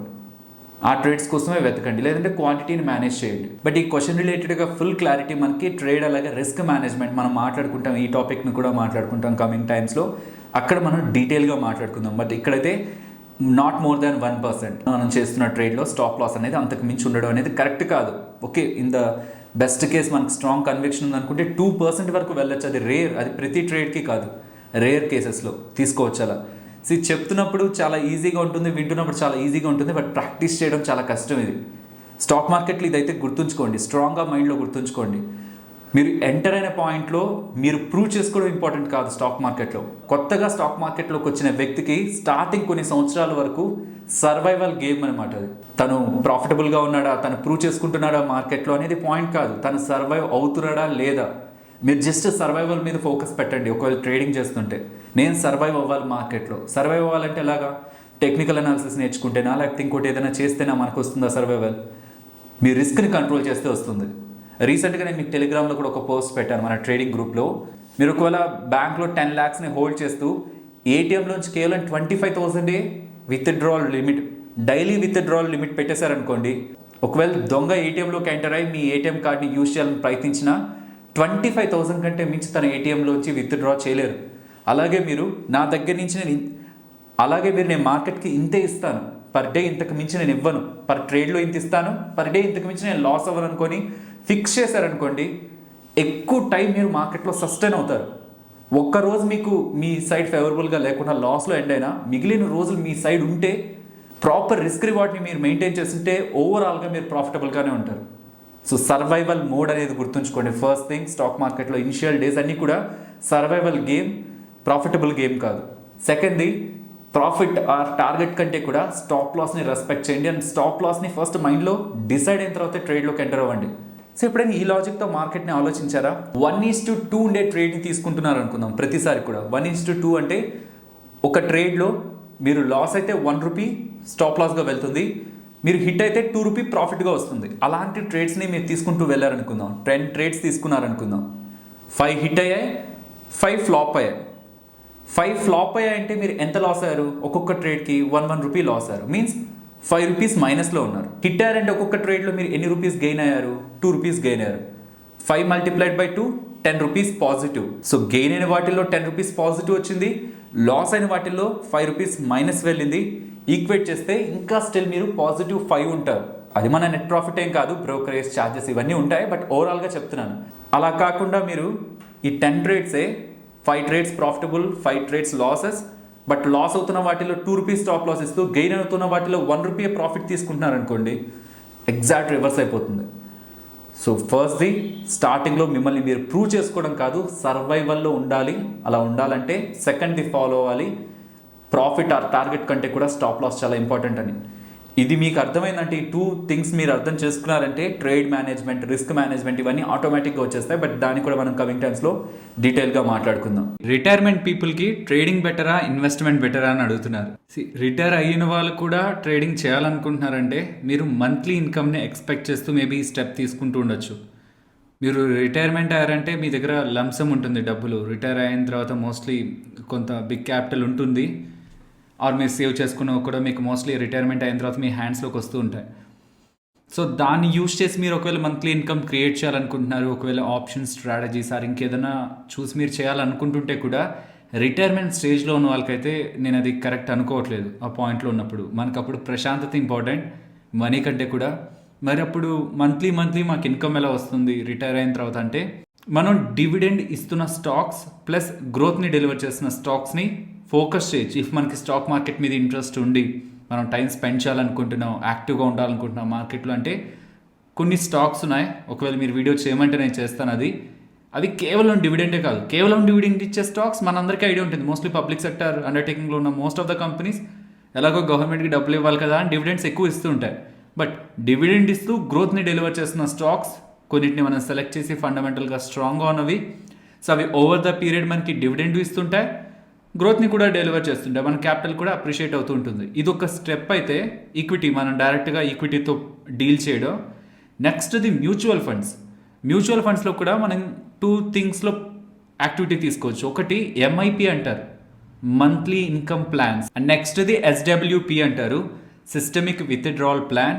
వీటికి ఉన్న డిఫరెన్స్ ఏంటంటే, ఎంఐపీస్ అంటే మంత్లీ ఇన్కమ్ ప్లాన్స్లో మీరు ఇన్వెస్ట్ చేసే డబ్బులు ఉంటుంది కదా, అందులో 10 to 20% మాత్రమే ఈక్విటీస్లో పెడతాయి mutual funds. Rest of the 80 to 90% of the పోర్షన్ని safe debt instruments like bonds కానీ ఆర్ గవర్నమెంట్ రిలేటెడ్గా ఉండే సెక్యూరిటీస్లో కానీ వాళ్ళు ఇన్వెస్ట్మెంట్ చేస్తారు. దాంతో ఒక పెద్ద రిటర్న్ అయితే క్రియేట్ అయిపోదు. ఇన్ఫ్లేషన్ని బీట్ చేస్తూ క్యాపిటల్ అప్రిషియేట్ అవుతుంటుంది అండ్ టైం టు టైం మీకు ఇన్కమ్ జనరేట్ అవుతూ ఉంటుంది. ఆర్ సిస్టమిక్ విత్డ్రాల్ ప్లాన్ అంటే ఇవి రెగ్యులర్ మ్యూచువల్ ఫండ్స్లో మీకు SWP ఆప్షన్ ఉంటుంది. మీకు మంత్లీ ఎంత కావాలనుకుంటున్నారు, విత్డ్రాల్ ఎంత అవ్వాలనుకుంటున్నారు అని సెలెక్ట్ చేస్తే ఒక మంత్లో ఒక పర్టికులర్ డేట్లో మీకు అది బ్యాంక్ అకౌంట్లో క్రెడిట్ అవుతూ ఉంటుంది. సో మీరు ఇన్వెస్ట్మెంట్ చేసి ఆ క్యాపిటల్ గ్రో అవుతున్న దాంట్లోంచి మీరు కొంత పోర్షన్ కూడా విత్డ్రాల్ చేసుకుంటూ ఉండొచ్చు. ట్రేడింగ్ని సెలెక్ట్ చేస్తూ ఒకవేళ ఎవరు చెప్తున్నా రెగ్యులర్ ఇన్కమ్ వస్తుంది కదా అని ఆప్షన్స్ ఆర్ ఇంకే ఇతర ఇన్స్ట్రుమెంట్స్ని రిటైర్మెంట్ ఏజ్లో మీరు సెలెక్ట్ చేస్తున్నారంటే అదంతా బెస్ట్ ఆప్షన్ అయితే ఎప్పటికీ కాదు. పర్టికులర్లీ ఆ పాయింట్లో కావాల్సింది ప్రశాంతత అది మీకు మోస్ట్లీ మ్యూచువల్ ఫండ్స్ ద్వారానే వస్తుంది, ఆర్ మీకు ఇంకొంత యాక్టివిటీ ఉంది, మ్యూచువల్ ఫండ్స్ని అంత ఇన్యాక్టివ్గా కాదు, నేను యాక్టివ్గా ఉండాలనుకుంటున్నాను ఆ పాయింట్లో కూడా అనుకుంటే గ్రోత్ని డెలివర్ చేస్తున్న మంచి డివిడెండ్ పే చేస్తున్న స్టాక్స్లో ఇన్వెస్ట్మెంట్ చేయొచ్చు. ఒకవేళ మీకు ఇంట్రెస్టెడ్గా ఉంటే కామెంట్ సెక్షన్లో మెన్షన్ చేయండి. మన మెయిన్ ఛానల్లో గ్రోత్ అలాగే డివిడెండ్ ఈ రెండింటిని కాంబినేషన్లో ఉంటున్న స్టాక్స్ని కూడా ఒకసారి మనం మాట్లాడుకునే ప్రయత్నం చేద్దాం. మార్కెట్లో ఏ పాయింట్లో ట్రేడ్స్ని తీసుకోవాలి, మార్నింగ్ సెషన్లోనా ఆఫ్టర్నూన్ సెషన్లోనా, మీ వ్యూ ఏంటి అని అడుగుతున్నారు. మార్కెట్ని చాలా టైమ్గా మనం డివైడ్ చేయొచ్చు. ఇది మనం ఆల్రెడీ మెయిన్ ఛానల్లో ఒక వీడియోలో మాట్లాడాను. మార్నింగ్ 9:15 ఆ పాయింట్లో మనకి మార్కెట్ ఓపెన్ అయిన తర్వాత 9:45 వరకు కూడా కొంత వోలటైల్గా ఉంటుంది. దాని తర్వాత మార్కెట్లో కొంత డల్నెస్ కనిపిస్తుంది. And afternoon European markets open అవుతాయి. యూరోపియన్ మార్కెట్స్ ఓపెన్ అయిన తర్వాత అదే ట్రెండ్ కంటిన్యూ అవ్వడానికి, ఆ ట్రెండ్ రివర్సల్ అవ్వడానికి పాజిబుల్. ఇలా మనం మల్టిపుల్ థింగ్స్ అక్కడ మాట్లాడుకున్నాం. బట్ ఇప్పుడు ఇంకాస్త సింప్లిఫైడ్గా చెప్తాను. సింపుల్గా ఇలా గుర్తుంచుకోండి. ఫస్ట్ 15 మినిట్స్, లాస్ట్ 15 మినిట్స్ అది మన ట్రేడింగ్కి అసలు టైం అసలు మనకు సంబంధం లేదు. అది ఫస్ట్ 15 మినిట్స్ మనం ఎటువంటి కన్ఫర్మేషన్ తీసుకున్నా అది మేబీ ఫాల్స్ అవడానికి కూడా పాసిబిలిటీ ఉంటుంది. బికాస్ వెయిట్ చేస్తుంటారు కదా మార్కెట్ ఓపెనింగ్ కోసం, ఆర్డర్స్ పెట్టడానికి. ఎగ్జిస్టింగ్గా హోల్డ్ చేసిన వాళ్ళు ఆర్ కొత్తగా బై చేద్దాం అనుకుంటున్న వాళ్ళు యాక్టివిటీ అంతా ఫస్ట్ 15 మినిట్స్లోనే కంప్లీట్ అవుతుంది. 15 మినిట్స్ కొంత మార్కెట్ సెటిల్ అవుతుంది. లేదు ఇంకా వదలాలనుకుంటే మీరు 30 మినిట్స్, ఫస్ట్ 30 మినిట్స్ టిల్ 9:45 వరకు మనం కొంత వెయిట్ చేస్తే మార్కెట్లో ఒక సెటిల్నెస్ కనిపిస్తుంది. ఆ తర్వాత ఫామ్ అవుతున్న chart patterns or price action రిలేటెడ్గా మనకు ఒక క్లారిటీ ఉంటుంది. ఓకే, ఇది ఫేక్ అవ్వకుండా ఉండడానికి పాసిబిలిటీ ఉంటుందని. టూ మచ్ వాలటాలిటీని హ్యాండిల్ చేయలేమనుకుంటే ఫస్ట్ హాఫ్ అన్ అవర్ని వదిలేసేయండి, లాస్ట్ హాఫ్ అన్ అవర్ని వదిలేసేయండి. టోటల్ 1 అవర్ ట్రేడింగ్కి కరెక్ట్ కాదు. రెస్ట్ ఆఫ్ ద టైంలో మన ట్రేడ్ సెటప్ మనకి ఏదైతే చూపిస్తుంటుందో ప్రాపర్ ఎంట్రీ ఇస్తే తీసుకోవడం would be better. And afternoon దగ్గరికి వస్తునేసరికి లైక్ 12:30, 1కి దగ్గర అవుతూ ఉండే కొద్దీ స్టాప్ లాస్ని, ఒకవేళ మీరు ప్రాఫిటబుల్గా ఉంటే స్టాప్ లాస్ని కొంత నియర్గా తీసుకురావడానికి ప్రయత్నించండి. బికాస్ సడన్గా యూరోపియన్ మార్కెట్స్ డీప్ నెగిటివ్లో ఓపెన్ అయినా, మంచిగా పాజిటివ్లో ఓపెన్ అయినా మన మార్కెట్స్ కూడా దానికి రియాక్ట్ అవుతాయి. సో మార్నింగ్ తీసుకున్న ట్రేడ్ మీకు మంచిగా ప్రాఫిటబుల్గా ఉంది, టార్గెట్కి చాలా దగ్గరగా ఉంది, స్టాప్ లాస్కి చాలా దూరంగా ఉంది అనుకుంటే అట్లీస్ట్ ఆ స్టాప్ లాస్ని దగ్గరగా ఉన్న సపోర్ట్ దగ్గరికో లేకపోతే ఏదైనా ఒక లాజికల్ లెవెల్ దగ్గరికి తీసుకొచ్చి ఉంచండి. రివర్స్ అయితే క్విక్గా మనకి అది ఎగ్జిట్ పాయింట్ అవుతుంది. ఏ పాయింట్లో ట్రేడ్స్ తీసుకోవాలంటే మాత్రం చెప్పాను కదా, starting half an hour, last half an hour. Last half an hour మనం చేయడానికి ఉండదు. Because most of the brokers ఆ టైంకే ఇంట్రాడే పొజిషన్స్ని స్క్వేర్ ఆఫ్ చేస్తుంటారు. But first half an hour అయితే వెయిట్ చేయడం వుడ్ బి బెటర్. లేదు నేను అంత టైం వెయిట్ చేయలేను, పేషెన్స్ లేదు అనుకుంటే ఫస్ట్ 15 మినిట్స్ అయితే ఆగండి. 9:15 to 9:30 వెయిట్ చేయండి, సెటిల్ అవ్వనివ్వండి మార్కెట్. దాని తర్వాత మనం ఎగ్జిక్యూట్ చేయొచ్చు ట్రేడ్స్ని. అది బిగినర్స్కి. పర్సనలీ నేను కూడా ఫస్ట్ 15 మినిట్స్లో అంత యాక్టివ్గా ట్రేడ్స్ని తీసుకోను. ఒకవేళ తీసుకున్న పొజిషన్ చాలా తక్కువగా ఉంచుతాను. నెక్స్ట్ BTST అంటే ఏంటి, దాని రిలేటెడ్గా ఉండే pros and cons like positives and negatives అని అడుగుతున్నారు. BTST అంటే బై టుడే సెల్ టుమారో. యూజువల్గా ఇంట్రాడే అని వింటూ ఉంటాం. ఇంట్రాడే అంటే intra day means within a day జరుగుతుంది. ఆ డేలోనే మనం ఎంటర్ అవ్వడం, ఎగ్జిట్ అవ్వడం జరుగుతుంది. బట్ ఈ BTST దగ్గరికి వచ్చేసరికి బై టుడే ఇవాళ కొంటాం, టుమారో సెల్ చేస్తాం, మీన్స్ రేపు మనం సెల్ చేస్తాం. ఓవర్ ద నైట్ మనం పొజిషన్ క్యారీ చేస్తున్నట్లు. ఇలా ఏ లాజిక్తో చేస్తాం? బికాస్ ఓవర్ ద నైట్ మనకి రిస్క్ ఉంటుంది కదా.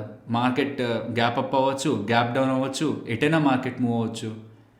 ఆ కాన్ఫిడెన్స్ ఎక్కడి నుంచి వస్తుంది? ఆ ఎండ్లో కరెక్ట్గా ఎండ్లో బై చేసి హోల్డ్ చేయగలిగే కాన్ఫిడెన్స్ ఎక్కడి నుంచి వస్తుంది? సో ఇది సింపుల్ సైకాలజీ. ఇది simple psychology.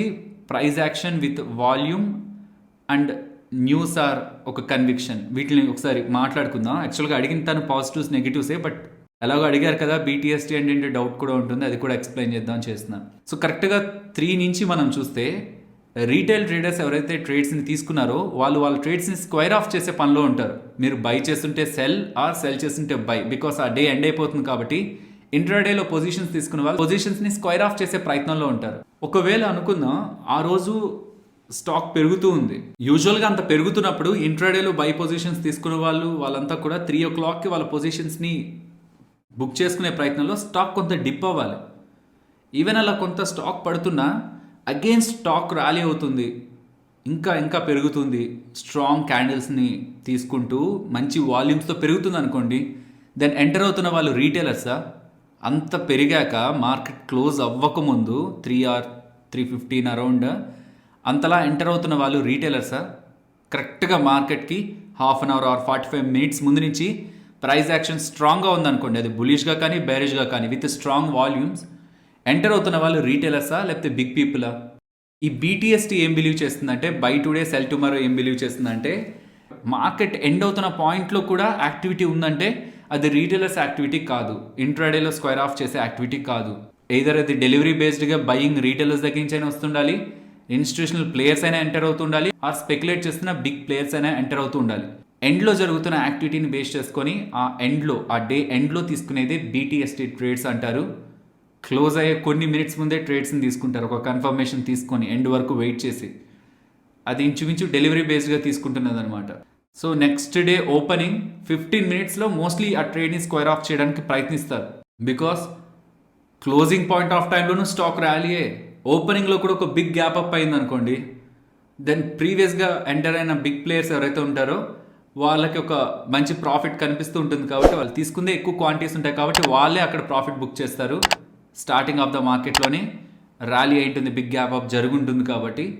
So previous day కొనడం, ఆ నెక్స్ట్ డే ఫస్ట్ 15 మినిట్స్లో ప్రాఫిట్ని బుక్ చేసుకోవడం, ఇది BTSTలో కనిపిస్తుంటుంది. ఇది ప్రైస్ యాక్షన్ అండ్ వాల్యూమ్ బేస్డ్గా. సక్సెస్ అయితే ఓకే, మనం అనుకున్నట్టే జరిగి ఓపెనింగ్ కూడా గ్యాప్ అప్ ఆర్ అనుకున్నట్టు గ్యాప్ డౌన్ అయితే ఓకే. బట్ రివర్స్ జరిగితే అక్కడ మనం రిస్క్ని లిమిట్ చేయడానికి మనకు ఆప్షన్ లేదు. స్టాప్ లాస్ పెట్టుకోవడం, ఓపెన్ అయిన వెంటనే మనం ఏదైనా చేయగలం. ఓపెనింగ్ ఒక 5% or 6% gap up or gap down మనకు అగైనిస్ట్గా జరుగుతుంటే BTSTలో లాస్ని మనం ప్రాపర్గా మేనేజ్ చేయలేం. కాబట్టి పర్సనలీ మేము BTST ట్రేడ్స్ని ఈక్విటీలో తీసుకునే ప్రయత్నం అయితే చేయం. ఓన్లీ రీజన్ లాస్ని మనం ప్రాపర్గా మేనేజ్ చేయలేం, రిస్క్ రివార్డ్ని మనం ప్రాపర్గా కంట్రోల్ చేయలేమని. అడ్వాంటేజెస్ డిసడ్వాంటేజెస్ చూస్తే, అడ్వాంటేజెస్ ఎక్కువ స్క్రీన్ ముందు మనం కూర్చోవాల్సిన నీడ్ లేదు, అనాలిసిస్ స్ట్రైట్ ఫార్వర్డ్గా ఉంటుంది, చాలా చిన్న లాజిక్స్ని యూజ్ చేసి క్లోజ్ అవుతున్న పాయింట్లో బై తీసుకుంటూ ఉంటాం. వాటిని బేస్ చేసుకొని మనం స్టాక్ రిలేటెడ్గా పొజిషన్స్ని బిల్డ్ చేసుకొని నెక్స్ట్ ట్రేడింగ్ సెషన్లో స్టార్టింగ్ 15 మినిట్స్లోనే మన పొజిషన్ స్క్వేర్ ఆఫ్ చేసే ప్రయత్నం చేస్తూ ఉంటాం. నెగిటివ్స్కి వచ్చేసరికి ఇది ఇంచుమించు డెలివరీ బేస్డ్ బయింగ్లోకి వెళ్ళిపోతుంది. దాని రిలేటెడ్గా ఛార్జెస్ మనకి డిఫరెంట్గా ఉంటాయి. లైక్ DP ఛార్జెస్ మనం పే చేయాల్సి వస్తుంది. ఓవర్ నైట్ రిస్క్ని క్యారీ చేస్తుంటాం. ఆ పర్టికులర్ స్టాక్ అనే కాదు, ఎంటైర్ స్టాక్ మార్కెట్ రిలేటెడ్గా పాజిటివ్, నెగిటివ్ ఆర్ గ్లోబల్గా ఏదైనా అన్సర్టనిటీ అరైజ్ అయినా ఎంటైర్ మార్కెట్స్ ఇంపాక్ట్ అవుతాయి, స్టాక్స్ కూడా ఇంపాక్ట్ అవుతుంది. అండ్ మోస్ట్ ఇంపార్టెంట్, మనం ప్రశాంతంగా ఉండలేము. SGX నిఫ్టీని చూసుకుంటూ మార్కెట్ ఎక్కడ ఓపెన్ అవ్వచ్చు, అదేంటి మనకు అగైనెస్ట్గా ఉంది, మళ్ళీ పడుతుందా లేదా, ఈ టెన్షన్స్తో చూస్తూ ఉంటాం. మిగతావి ఎలా ఉన్నా ఓవర్ ద నైట్ ఉన్న రిస్క్ అండ్ మనం ప్రశాంతంగా ఉండే ఒక ఛాన్స్ అనేది మనం కోల్పోతున్నట్టు. సో కాబట్టి పర్సనల్గా మేము BTST ట్రేడ్స్ని అయితే చెయ్యం. అండ్ నెక్స్ట్ FIDI డేటా స్టాక్స్కి ఎక్కడ చెక్ చేయాలి అని అడుగుతున్నారు. స్టాక్స్కి ఎక్కడ చెక్ చేయాలని మీరు అడుగుతుంటే, ఒకవేళ మీరు అడుగుతున్నది డైలీ అయ్యే పని అయితే డైలీ మనం FIDI డేటాని స్టాక్స్కి చెక్ చేయలేము. క్వార్టర్లీ స్టాక్స్ రిలేటెడ్గా FIS means foreign institutional investors and domestic institutional investors ఎంత హోల్డ్ చేస్తున్నారన్నది క్వార్టర్లీ మారుతుంటుంది ఏ పర్టికులర్ స్టాక్ కన్నా. ఎగ్జాంపుల్, దీనికోసం రెగ్యులర్గా అండ్ ఈజీగా యూజ్ చేసే వెబ్సైట్ screener.in. ఆ వెబ్సైట్లో మనకు కావాల్సిన స్టాక్ నేమ్ని మనం సెర్చ్ చేసి డౌన్ సైడ్కి వెళ్ళామంటే కింద మనకి ప్రమోటర్స్, FIS, DIS అండ్ ఇతర సెగ్మెంట్స్లో ఎవరెవరు ఎంతెంత హోల్డ్ చేస్తున్నారనేది డేటా కనిపిస్తుంది. ఇది ఎవ్రీడే మనకు అప్డేట్ అవ్వదు. ప్రతిసారి కంపెనీ వాళ్ళు రిజల్ట్స్ని పోస్ట్ చేస్తుంటారు కదా, ఆ పాయింట్స్లోనే మనకు అప్డేట్ అవుతూ ఉంటుంది. ఎగ్జాక్ట్గా స్టాక్ ఏదైనా ఒక పర్టికులర్ స్టాక్లో FI ఆ రోజు ఎంతకు బై చేశారు, DI ఆ రోజు ఎంతకు బై చేశారు అన్నది అయితే ఎగ్జాక్ట్గా మనం తెలుసుకోలేము. నెక్స్ట్, ఈ వర్డ్ ఎక్కువగా మనం యూజ్ చేస్తూ ఉంటాం. ఈ లెవెల్ అబోవ్ సస్టైన్ అయితే మార్కెట్ ఇక్కడ వరకు వెళ్ళడానికి పాసిబిలిటీ ఉంది, ఆర్ బిలో సస్టైన్ అయితే ఇక్కడ వరకు ఫాలో అవడానికి పాసిబిలిటీ ఉందని. సస్టైన్ అంటే మీనింగ్ ఏంటి అని అడుగుతున్నారు. సస్టైన్ అబోవ్, సస్టైన్ బిలో అంటే మీనింగ్ ఏంటి అని అడుగుతున్నారు. టైం ఫ్రేమ్స్ని మాట్లాడుకుంటున్నప్పుడు ట్రెండ్ని డిసైడ్ చేయడానికి ఒక టైం ఫ్రేమ్, ట్రేడ్ని ఎగ్జిక్యూట్ చేయడానికి ఒక టైం ఫ్రేమ్ ఉంటుంది అనుకున్నాం. ఇంట్రాడే ట్రేడింగ్లో ట్రెండ్ని డిసైడ్ చేసేది hourly time frame, trade execute చేసేది 15 మినిట్ టైం ఫ్రేమ్. ఈ లెవెల్ అబోవ్ సస్టైన్ అయితే అంటే ఆ లెవెల్ అబోవ్ వచ్చి ఆ ట్రేడ్ ఎగ్జిక్యూషన్ టైం ఫ్రేమ్ ఉంది చూసారా, 15 మినిట్ టైం ఫ్రేమ్ ఉంది చూసారా, అది క్లోజ్ అవ్వడం, ఆ క్యాండిల్ క్లోజ్ అవ్వడం. సస్టైన్ అవ్వడం ఎందుకు, క్లోజ్ అని మాట్లాడచ్చు కదా అంటే, ఈ లెవెల్ అబోవ్ క్లోజ్ అయితే అంటే ఎండ్ ఆఫ్ ద డేలో క్లోజ్ అయితే అని ఒక మీనింగ్కి వచ్చేస్తుంది. కాబట్టి సస్టైన్ అంటే మోస్ట్లీ క్యాండిల్స్ రిలేటెడ్గానే మాట్లాడతాం. సో ఏదైనా ఒక పర్టికులర్ రెసిస్టెన్స్ అబోవ్ సస్టైన్ ఉంటున్నా ఆర్ ఒక పర్టికులర్ సపోర్ట్ బిలో సస్టైన్ ఉంటున్నా అది క్యాండిల్ స్టిక్ రిలేటెడ్గా and time frame trade execution time frame, trend రిలేటెడ్గా చూస్తున్న టైం ఫ్రేమ్ కాదు. అండ్ ఇది ఇంపార్టెంట్ క్వశ్చన్ అయితే నాకు అంత క్లారిటీగా అర్థం కాలేదు, కానీ 1:3 రిస్క్ రివార్డ్ పాసిబుల్ అని అడుగుతున్నట్లు అనిపిస్తుంది. ఒక 10 ట్రేడ్స్ని తీసుకుంటే 6 ట్రేడ్స్లో 1:2 3 రిస్క్ రివార్డ్ పాసిబుల్ అవుతుందా అన్నట్లు క్వశ్చన్ ఉంటుంది. మేబీ ఇంకేదైనా మీనింగ్తో కూడా ఈ క్వశ్చన్ అడిగి ఉండొచ్చు. కాబట్టి ఈ టాపిక్ రిలేటెడ్ కూడా ఇంపార్టెంట్ ఎలిమెంట్ని మాట్లాడుకుందాం. 1:3 అంటే 1 రూపీ లాస్ ఇస్తూ 3 రూపీస్ ప్రాఫిట్ ఎక్స్పెక్ట్ చేస్తున్నట్టు. సో ఇక్కడ అర్థం చేసుకోవాల్సింది, ఒక పర్టికులర్ ఇంట్రాడే పొజిషన్ మీరు తీసుకుంటున్నప్పుడు ఆ డేలోనే క్లోజ్ చేస్తారన్నప్పుడు 1:3 మైండ్లో కాకుండా 1:2 మైండ్లో ఉంచుకోండి. 1:1 కంటే ఎప్పుడూ తగ్గద్దు. మీరు 1 రూపీ ప్రాఫిట్ చూస్తుంటే 1 రూపీయే లాస్ ఉండాలి. ఈ రేషియోతో లేని ఏ ట్రేడ్ని కూడా తీసుకోవద్దు. అదేంటి టాప్ గెయినర్స్లో 4%, 5% పెరిగిన స్టాక్స్ ఉంటాయి. నిఫ్టీలో అంత పెరిగింది కదా మరి స్టాక్ 1:5, 6 కూడా వస్తుంది కదా అంటే, అలా పెరిగిన వాటిల్లో గ్యాప్ అప్ ఎంత అయిందనేది కూడా మనం చూడాలి. మోస్ట్లీ కొన్నిసార్లు గ్యాప్ అప్పే అయిపోతాయి. ఏదైనా ఒక మంచి న్యూస్ ఉన్నా అది ఏదైనా నెంబర్స్ వచ్చినా గ్యాప్ అప్పే అయిపోతాయి, గ్యాప్ డౌన్ అయిపోతాయి. దాని తర్వాత కదా మనం ట్రేడ్ని తీసుకుంటాం. అండ్ మనం ట్రేడ్ని ఎక్కడ తీసుకుంటాం, ఒక ప్రాపర్ లెవెల్ దగ్గరికి వచ్చినప్పుడు. మేబీ అది ఇంకా పెరిగిన తర్వాతే మనకు ఆ ప్రాపర్ లెవెల్ రావచ్చు. అది ఎంత పెరిగింది అనేది పాయింట్ కాదు, మనం తీసుకుంటున్న దగ్గర నుంచి ఎంత పెరగడానికి పాసిబిలిటీ ఉంటుంది అనేది పాయింట్. సో ఇంట్రాడేలో 1:2 రావడమే ఐడియల్, మీన్స్ ఓకే, అది బ్యాడ్ ట్రేడ్ అయితే కాదు. ఓకే, మనం తీసుకున్న తర్వాత ఇంకా పెరిగితే 1:3, 1:4కి వెళ్ళడానికి పాసిబిలిటీ ఉండే ట్రేడ్స్ని మిస్ అయితే కరెక్ట్ కాదు కదా. అలాంటి ట్రేడ్స్ని ఎలా మేనేజ్ చేయాలంటే, మీకు ఒకవేళ అనిపిస్తుంది అది ఇంకా పెరుగుతుంది, రిలయన్స్ రిలేటెడ్గానో ఆర్ పర్టికులర్ స్టాక్ రిలేటెడ్గా మంచి న్యూస్ వచ్చింది, అది ఇంట్రాడేలో ఇంకా పెరుగుతుంది అనుకుంటున్నారు, 1:2కి వెళ్ళినప్పుడు ప్రాఫిట్ బుక్ చేసుకోకుండా ఉంటే ట్రైలింగ్ స్టాప్ లాస్ చేయొచ్చు. 1000లో ఒక స్టాక్ ఉంది, ఒక పర్టికులర్ పాయింట్ దగ్గరికి వచ్చింది, మీకు అక్కడ 1:2 ట్రేడ్ కనిపిస్తుంది, లైక్ 1 రూపీ లాస్కి 2 రూపీ ప్రాఫిట్ వచ్చేలా. అది ratio. But in terms of stock పరంగా మాట్లాడుకుంటే 1000లో స్టాక్ 990 దగ్గర స్టాప్ లాస్, 1020 దగ్గర టార్గెట్ ఉంది. 1020కి వెళ్ళిపోయింది స్టాక్, ఇంకా అప్ సైడ్ ఉన్న రెసిస్టెన్స్ దగ్గరికి వెళ్తుంది. 1:4, 1:5 కూడా మనకి అచీవ్ అవుతుంది అనుకొని అక్కడ మీరు ఎగ్జిట్ అవ్వకూడదు అనుకుంటే, మీరు ఫస్ట్ పెట్టింది ఎక్కడ స్టాప్ లాస్ 1000 దగ్గర స్టాక్ ఉన్నప్పుడు, ట్రేడ్ తీసుకుంటున్నప్పుడు 990 దగ్గర. సో 1020కి వెళ్ళాక స్టాక్ మీ టార్గెట్ వెళ్ళిపోయాక 1010 దగ్గర స్టాప్ లాస్ని మనం మెయింటైన్ చేయొచ్చు. 1030కి వెళ్ళాక మన స్టాప్ లాస్ని ఇంకొక 10 పాయింట్స్ పైకి మూవ్ చేస్తాం. 1010 నుంచి 1020కి తీసుకొస్తాం.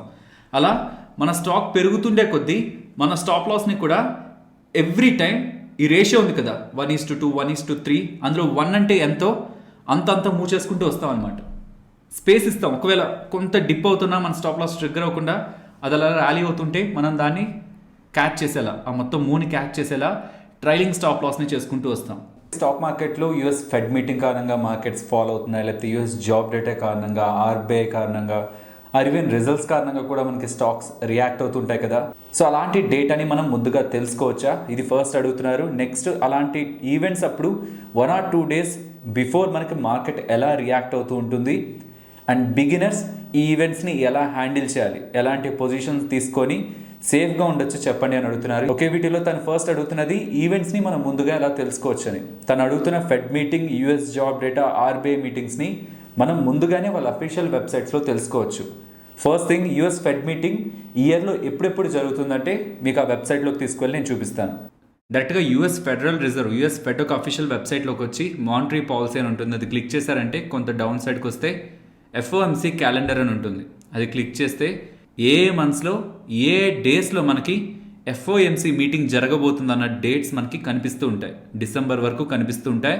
ఇలా అఫీషియల్ వెబ్సైట్లోకి వచ్చి ఇలా చూడాలా, లేకపోతే ఇంకేదైనా ఈజీ మెథడ్ ఉందా అంటే మీరు జస్ట్ గూగుల్లో కూడా యూఎస్ ఫెడ్ మీటింగ్ డేట్స్ ఏ ఇయర్లో ఉంటారో ఆ ఇయర్ని మీరు పక్కన యాడ్ చేసి సెర్చ్ చేశారంటే స్టార్టింగ్ వచ్చే వెబ్సైటే మీకు డైరెక్ట్గా ఈ పేజ్ దగ్గర తీసుకొస్తుంది. ఇది యూఎస్ ఫెడ్ వాళ్ళకి సంబంధించి. అలాగే జాబ్స్ డేటా కూడా. సో ఇది యూఎస్ వాళ్ళ అఫీషియల్ వెబ్సైట్. ఇందులో మనకి యూఎస్ జాబ్ డేటా పబ్లిష్ అవుతూ ఉంటుంది.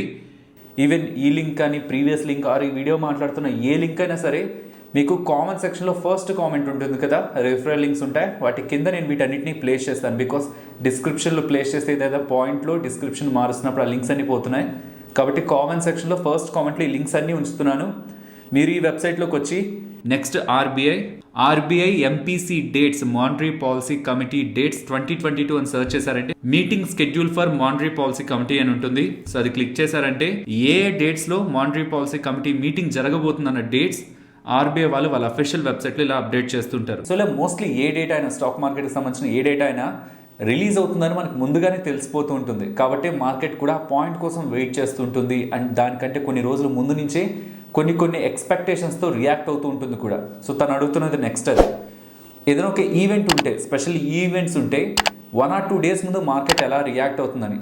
యుఎస్ ఫెడ్ కానీ ఆర్బీఐ వాళ్ళు కానీ ఇవి సెంట్రల్ బ్యాంక్స్. యుఎస్ ఫెడ్ అనేది యుఎస్కి సంబంధించిన సెంట్రల్ బ్యాంక్, ఆర్బీఐ అనేది ఇండియాకి సంబంధించిన సెంట్రల్ బ్యాంక్. వాళ్ళ పనంతా ఎకానమీని గ్రోత్లో ఉంచుతూ ఇన్ఫ్లేషన్ని కంట్రోల్ చేయడం. వాళ్ళకి ఎకానమీ పెరగడం కావాలి, ఇన్ఫ్లేషన్ కంట్రోల్లో ఉండడం కావాలి. సో ఏ మాత్రం ఎక్కడైనా ఇంబ్యాలెన్స్ కనిపిస్తూ ఉంటే వాళ్ళు వడ్డీ రేట్ని పెంచడం ఆర్ తగ్గించడం, ఆర్ గవర్నమెంట్ బాండ్ పర్చేజెస్ రిలేటెడ్గా వాళ్ళు చేస్తున్న యాక్టివిటీని మారుస్తూ ఉండడం, ఇలాంటివి చేస్తూ ఎకానమీలో ఈ ఇన్ఫ్లేషన్ అలాగే ఎకానమీ యొక్క గ్రోత్ని బ్యాలెన్స్ చేసే ప్రయత్నం చేస్తుంటారు. ఎకానమీకి పాజిటివ్గా వాళ్ళు ఏ డెసిషన్స్ తీసుకుంటున్నా, లైక్ వడ్డీ రేట్లని కట్ చేస్తున్నా, ఇంకా మేము అడిషనల్గా గవర్నమెంట్కి సంబంధించిన బాండ్స్ని కొన్ని ఎకానమీలోకి మనీని పంపిస్తామని వాళ్ళు చెప్తున్నా, స్టాక్ మార్కెట్ పాజిటివ్గా తీసుకుంటుంది. ఒకవేళ దీనికి ఆపోజిట్గా చేస్తారనుకుంటే నెగిటివ్గా తీసుకుంటుంది. కానీ ఇక్కడ గమనించాల్సిన ఇంపార్టెంట్ పాయింట్, వాళ్ళు అప్డేట్ చేసిన తర్వాత మార్కెట్ రియాక్ట్ అవ్వడం ఒక పార్ట్ అయితే, మార్కెట్ ముందుగానే 1 or 2 days ముందు నుంచే ప్రజెంట్ ఎకానమీలో ఎలాంటి పరిస్థితులు ఉన్నాయి, ఆర్బీఐ యుఎస్ ఫెడరల్ రిజర్వ్ వాళ్ళు ఎలాంటి డెసిషన్ తీసుకోవడానికి పాసిబిలిటీ ఉంటుందని ముందుగానే ఎక్స్పెక్టేషన్స్ ఉంటాయి. కాబట్టి బయట ఉంటున్న మ్యాక్రో ఎకానమిక్ డేటాని పట్టించుకుంటూ స్టాక్ మార్కెట్స్ ఎలాంటి డెసిషన్స్ వస్తాయని ముందుగా కూడా రెస్పాండ్ అవుతూ ఉంటుంది. సో 2 days తర్వాత ఈవెంట్ ఉంటే ఒకవేళ మార్కెట్కి నెగిటివ్గా ఉంటుంది, స్టాక్ మార్కెట్ ఆర్ ఎకానమీకి నెగిటివ్గా ఉంటుంది అప్డేట్ అనుకుంటే మార్కెట్ కరెక్ట్ అవ్వడం స్టార్ట్ అవుతుంది. ఒకవేళ నిజంగా నెగిటివ్ అప్డేట్ వచ్చినా మార్కెట్ అది ఆల్రెడీ డైజెస్ట్ చేసుకొని ఉంటుంది కాబట్టి, నెగిటివ్ అప్డేట్ వస్తుందనే ముందుగానే మార్కెట్ పడి ఉంటుంది కాబట్టి ఇంక అక్కడి నుంచి పడకపోవడం ఆర్ ర్యాలీ అవ్వడం జరుగుతూ ఉంటుంది. అలాగే మార్కెట్ ఒకవేళ పాజిటివ్ అప్డేట్ వస్తుందని ముందుగానే ర్యాలీ అయింది అనుకోండి, ఎగ్జాక్ట్ ఆ ఈవెంట్ పాయింట్ ఆఫ్ టైంలో వాళ్ళు పాజిటివ్గా ఎకానమీకి స్టాక్ మార్కెట్కి మాట్లాడినా ఇది ఎక్స్పెక్ట్ చేసే మార్కెట్ ర్యాలీ అయి ఉంటుంది కాబట్టి ఆ పాయింట్లో మనకి ర్యాలీ కూడా పెద్దగా కనిపించకపోవడానికే పాసిబిలిటీ ఉంది. కాబట్టి ఈ లాజిక్ని ఎప్పుడు మనం మిస్ అవ్వకూడదు. ఈవెంట్లో పాజిటివా నెగిటివా అని తెలుసుకోవడం ఇంపార్టెంట్ కాదు, ఆ ఈవెంట్కి 1 or 2 days ముందు నుంచి మార్కెట్ ఎలా రియాక్ట్ అయింది. ఒకవేళ మార్కెట్ ఎక్కువగా పెరుగుంటే దాని అర్థం ఆల్రెడీ మార్కెట్ ఎక్స్పెక్ట్ చేస్తుంది అది పాజిటివ్ ఈవెంటే అని. కాబట్టి అన్లెస్ అది నెగిటివ్ ఈవెంట్ అయితే తప్పితే, ఆ అప్డేట్లో వచ్చింది ఎగ్జాక్ట్గా ఆపోజిట్ అయితే తప్పితే మార్కెట్ అంత ఎక్కువగా రియాక్ట్ అవ్వదు. మార్కెట్కి సర్ప్రైజ్ కావాలి. మార్కెట్ ఎక్స్పెక్ట్ చేసింది పాజిటివ్, వచ్చిన అవుట్కమ్ నెగిటివ్ అయితే అప్పుడు మార్కెట్ సడన్గా ఫాలో అవుతుంది, చాలా ఎక్కువగా ఫాలో అవుతుంది షార్ప్గా. లేదంటే మార్కెట్ అలా రేంజ్ బౌండ్లో ఉంటూ ఒక సైడ్ వేస్లో మూవ్ అయిపోతూ ఉంటుంది, మోస్ట్లీ పెద్ద రియాక్షన్ ఉండదు. అప్పుడు ఆప్షన్ సెల్లర్స్కి మంచి ప్రీమియం కలెక్ట్ అవుతూ ఉంటుంది. ఓకే, ఫైనల్గా తను అడుగుతున్నది, బిగినర్స్ ఇలాంటి ఈవెంట్ పాయింట్స్లో ట్రేడ్స్ తీసుకుంటున్నప్పుడు కొంత సేఫ్ సైడ్ ఎలా ఉండొచ్చు అని. మీరు ఈక్విటీ పరంగా తీసుకుంటున్నా, ఫ్యూచర్స్ని బై ఆర్ సెల్ చేస్తున్నా, ఆర్ ఆప్షన్స్ని బై చేస్తున్నా, ఒక వ్యూ బేస్డ్గా చేస్తుంటారు. ఏదైనా ఒక పర్టికులర్ రీజన్తో ఒక లాజిక్తో చేసి ఉండొచ్చు. సో దానికి తగింది మీరు స్టాప్ లాస్ కానీ టార్గెట్ కానీ అది ఆ పర్టికులర్ ట్రేడ్ సెటప్ కారణంగా ఉంటుంది. బట్ ప్రాబ్లం అంతా వచ్చేది ఆప్షన్ సెల్లర్స్కి. ఒక న్యూట్రల్ స్ట్రాటజీ ఫాలో అయిన ఆప్షన్ సెల్లర్ అనూహ్యంగా మార్కెట్ రియాక్ట్ అయితే, ఈవెంట్ తర్వాత సడన్గా ఒక 1000-1500 పాయింట్స్ పడిపోతే దెన్ హెవీ లాస్కి తను వెళ్తాడు. కాబట్టి మేబీ తను ఆ కాంటాక్ట్స్లో అడిగారేమో అనుకుంటున్నాను. సో దాని పరంగా చెప్తే, ఈవెంట్స్ ఉన్నప్పుడు కొత్తగా మార్కెట్లోకి వచ్చి నేర్చుకుంటున్న వాళ్ళు ఈ 2 waysలో ఏదో ఒక వేని సెలెక్ట్ చేయండి. ఆ పాయింట్లో మీకు ఏమొస్తుందో తెలియదు కాబట్టి కొన్నిసార్లు ఓవర్ నైట్లో మనకు అప్డేట్స్ వస్తాయి. ఫెడ్ వాళ్ళు తీసుకునే డెసిషన్ మనకి నైట్ 11:45, 12 అరౌండ్ అప్డేట్ అవుతుంది. నిద్రపోతున్న పాయింట్లో అప్డేట్ చేస్తారు. ఆ పాయింట్స్లో యూఎస్ మార్కెట్స్ రియాక్ట్ అవుతాయి, ఎస్జిఎక్స్ నిఫ్టీ రియాక్ట్ అవుతుంది. కాబట్టి యూఎస్ ఫెడరల్ రిజర్వ్ వాళ్ళు ఏదైనా అప్డేట్ చేస్తున్నారు, అది వస్తుంది మనకి రేపు అప్డేట్ అవుతుంది, మార్కెట్ రియాక్ట్ అవుతుంది అనుకుంటే ముందు రోజే పొజిషన్స్ని స్క్వేర్ ఆఫ్ చేయడం బెటర్. ఆర్బీఐ వాళ్ళు మోస్ట్లీ 11:45, 12 ఆఫ్టర్నూన్ పాయింట్లో అప్డేట్ చేస్తుంటారు. ఒకవేళ మీరు మార్నింగ్ పొజిషన్స్ తీసుకున్నా ఆ పాయింట్కి ముందు స్క్వేర్ ఆఫ్ చేయడం బెటర్. అయ్యాక సెటిల్ అయ్యాక తీసుకోవడం బెటర్. ఇది ఫస్ట్ది. సెకండ్ది, పర్టికులర్ పాయింట్లో స్టాప్ లాస్ని మేనేజ్ చేయగలరు అనుకుంటే, మీరు స్టాప్ లాస్ని పెట్టగలరు ఆ పర్టికులర్ ట్రేడ్కి అనుకుంటే దెన్ స్టాప్ లాస్ని పెట్టండి. మీరు స్ట్రాడిల్ తీసుకుంటున్నా, స్ట్రాంగిల్ తీసుకుంటున్నా, ఒక పర్టికులర్ స్టాప్ లాస్ పెట్టండి. రెండింటికి స్టాప్ లాస్ పెట్టండి. ఈ స్టాప్ లాస్ రిలేటెడ్గా మనం ఒకసారి వీడియోలో కూడా క్లియర్గా మాట్లాడుకున్నాం, ఏ పాయింట్స్లో ఎలాంటి స్టాప్ లాస్ని మనం మెయింటైన్ చేయొచ్చని. అలా స్టాప్ లాస్ని పెట్టించారనుకోండి, ఒకవేళ వాళ్ళు ఇచ్చినంత పెద్ద అప్డేట్ కాదంటే ప్రీమియమ్స్ వెంటనే డికే అవుతాయి అండ్ మోస్ట్లీ మనం ప్రాఫిటబుల్గా ఉంటాం. ఒకవేళ వాళ్ళు ఇచ్చింది ఏదైనా స్ట్రాంగ్ సర్ప్రైజ్ అనుకోండి, దాని ఒక సైడ్ వెళ్ళిపోతుంది, ఒక స్టాప్ లాస్ మనకి ట్రిగ్గర్ అవుతుంది. ఆ నెక్స్ట్ డెసిషన్ తీసుకోవడానికి మనకు కొంత గ్యాప్ ఉంటుంది. అన్లెస్ అది అలా వెళ్ళి అగైన్ రివర్స్ అయిపోతే తప్పించి రెస్ట్ ఆఫ్ ద కండిషన్స్లో మనం ప్రాఫిటబుల్గానే ఉంటాం. సో ఇలా మనం మేనేజ్ చేయొచ్చు. ఓకే, సో ఇంతకు మించి మనం ఏం చేయలేం, బికాస్ వాళ్ళు తీసుకునే డెసిషన్ మన చేతిలో లేదు కదా. మార్కెట్ ఏదో ఎక్స్పెక్ట్ చేస్తుంది, జరిగితే ఓకే, జరగకపోతే సర్ప్రైజ్ అయితే ఆ రోజు మనకి ఒక 3-4 మంత్స్ నుంచి వచ్చిన ప్రాఫిట్ ఒకేసారి పోతుంది. కాబట్టి జాగ్రత్తగా ఉండాలి, స్పెషల్లీ ఆప్షన్ సెల్లింగ్ చేస్తున్నప్పుడు. అండ్ అలాగే మీరు డీమ్యాట్ అకౌంట్ ఓపెన్ చేయడానికి డైరెక్ట్గా బ్రోకర్ వెబ్సైట్లోకి వెళ్ళి అక్కడే ఓపెన్ చేస్తున్నట్లయితే దాని బదులు మన డే ట్రేడర్ తెలుగుకి సంబంధించిన referral links description, comment section and టెలిగ్రామ్లో పోస్ట్ చేస్తుంటాం కదా, మీరు ఆ రిఫరల్ లింక్స్ని క్లిక్ చేసి అకౌంట్ ఓపెన్ చేస్తే మన ఛానల్కి కూడా అది హెల్ప్ అవుతుంది. ఇఫ్ మీకు మన ఛానల్ ద్వారా వాల్యూ క్రియేట్ అవుతుంది అనుకుంటేనే మన ఛానల్ రిఫరల్ లింక్స్ని యూజ్ చేయండి. ఫైనలీ ఇది ఫ్రెండ్స్ మన వీడియో నచ్చిందా? నచ్చితే వీడియోని లైక్ చేయండి ఫ్రెండ్స్. అండ్ ఈ వీడియో మన వాళ్ళకి యూజ్ అవుతుంది అనుకుంటే తప్పకుండా షేర్ చేయండి. అండ్ మన ఛానల్ని సబ్స్క్రైబ్ చేయనట్లయితే ఛానల్లో ఉన్న కంటెంట్ని గమనించండి. ఇఫ్ ఆ కంటెంట్ మీకు రియల్గా యూజ్ అవుతుందని మీరు అనుకుంటేనే ఛానల్ని సబ్స్క్రైబ్ చేసి పక్కనే ఉన్న బెల్ ఐకాన్ క్లిక్ చేయండి. మరొక ఇంట్రెస్టింగ్ వీడియోతో మళ్ళీ మీ ముందుకు వస్తాను. అంతవరకు టేక్ కేర్. జై హింద్.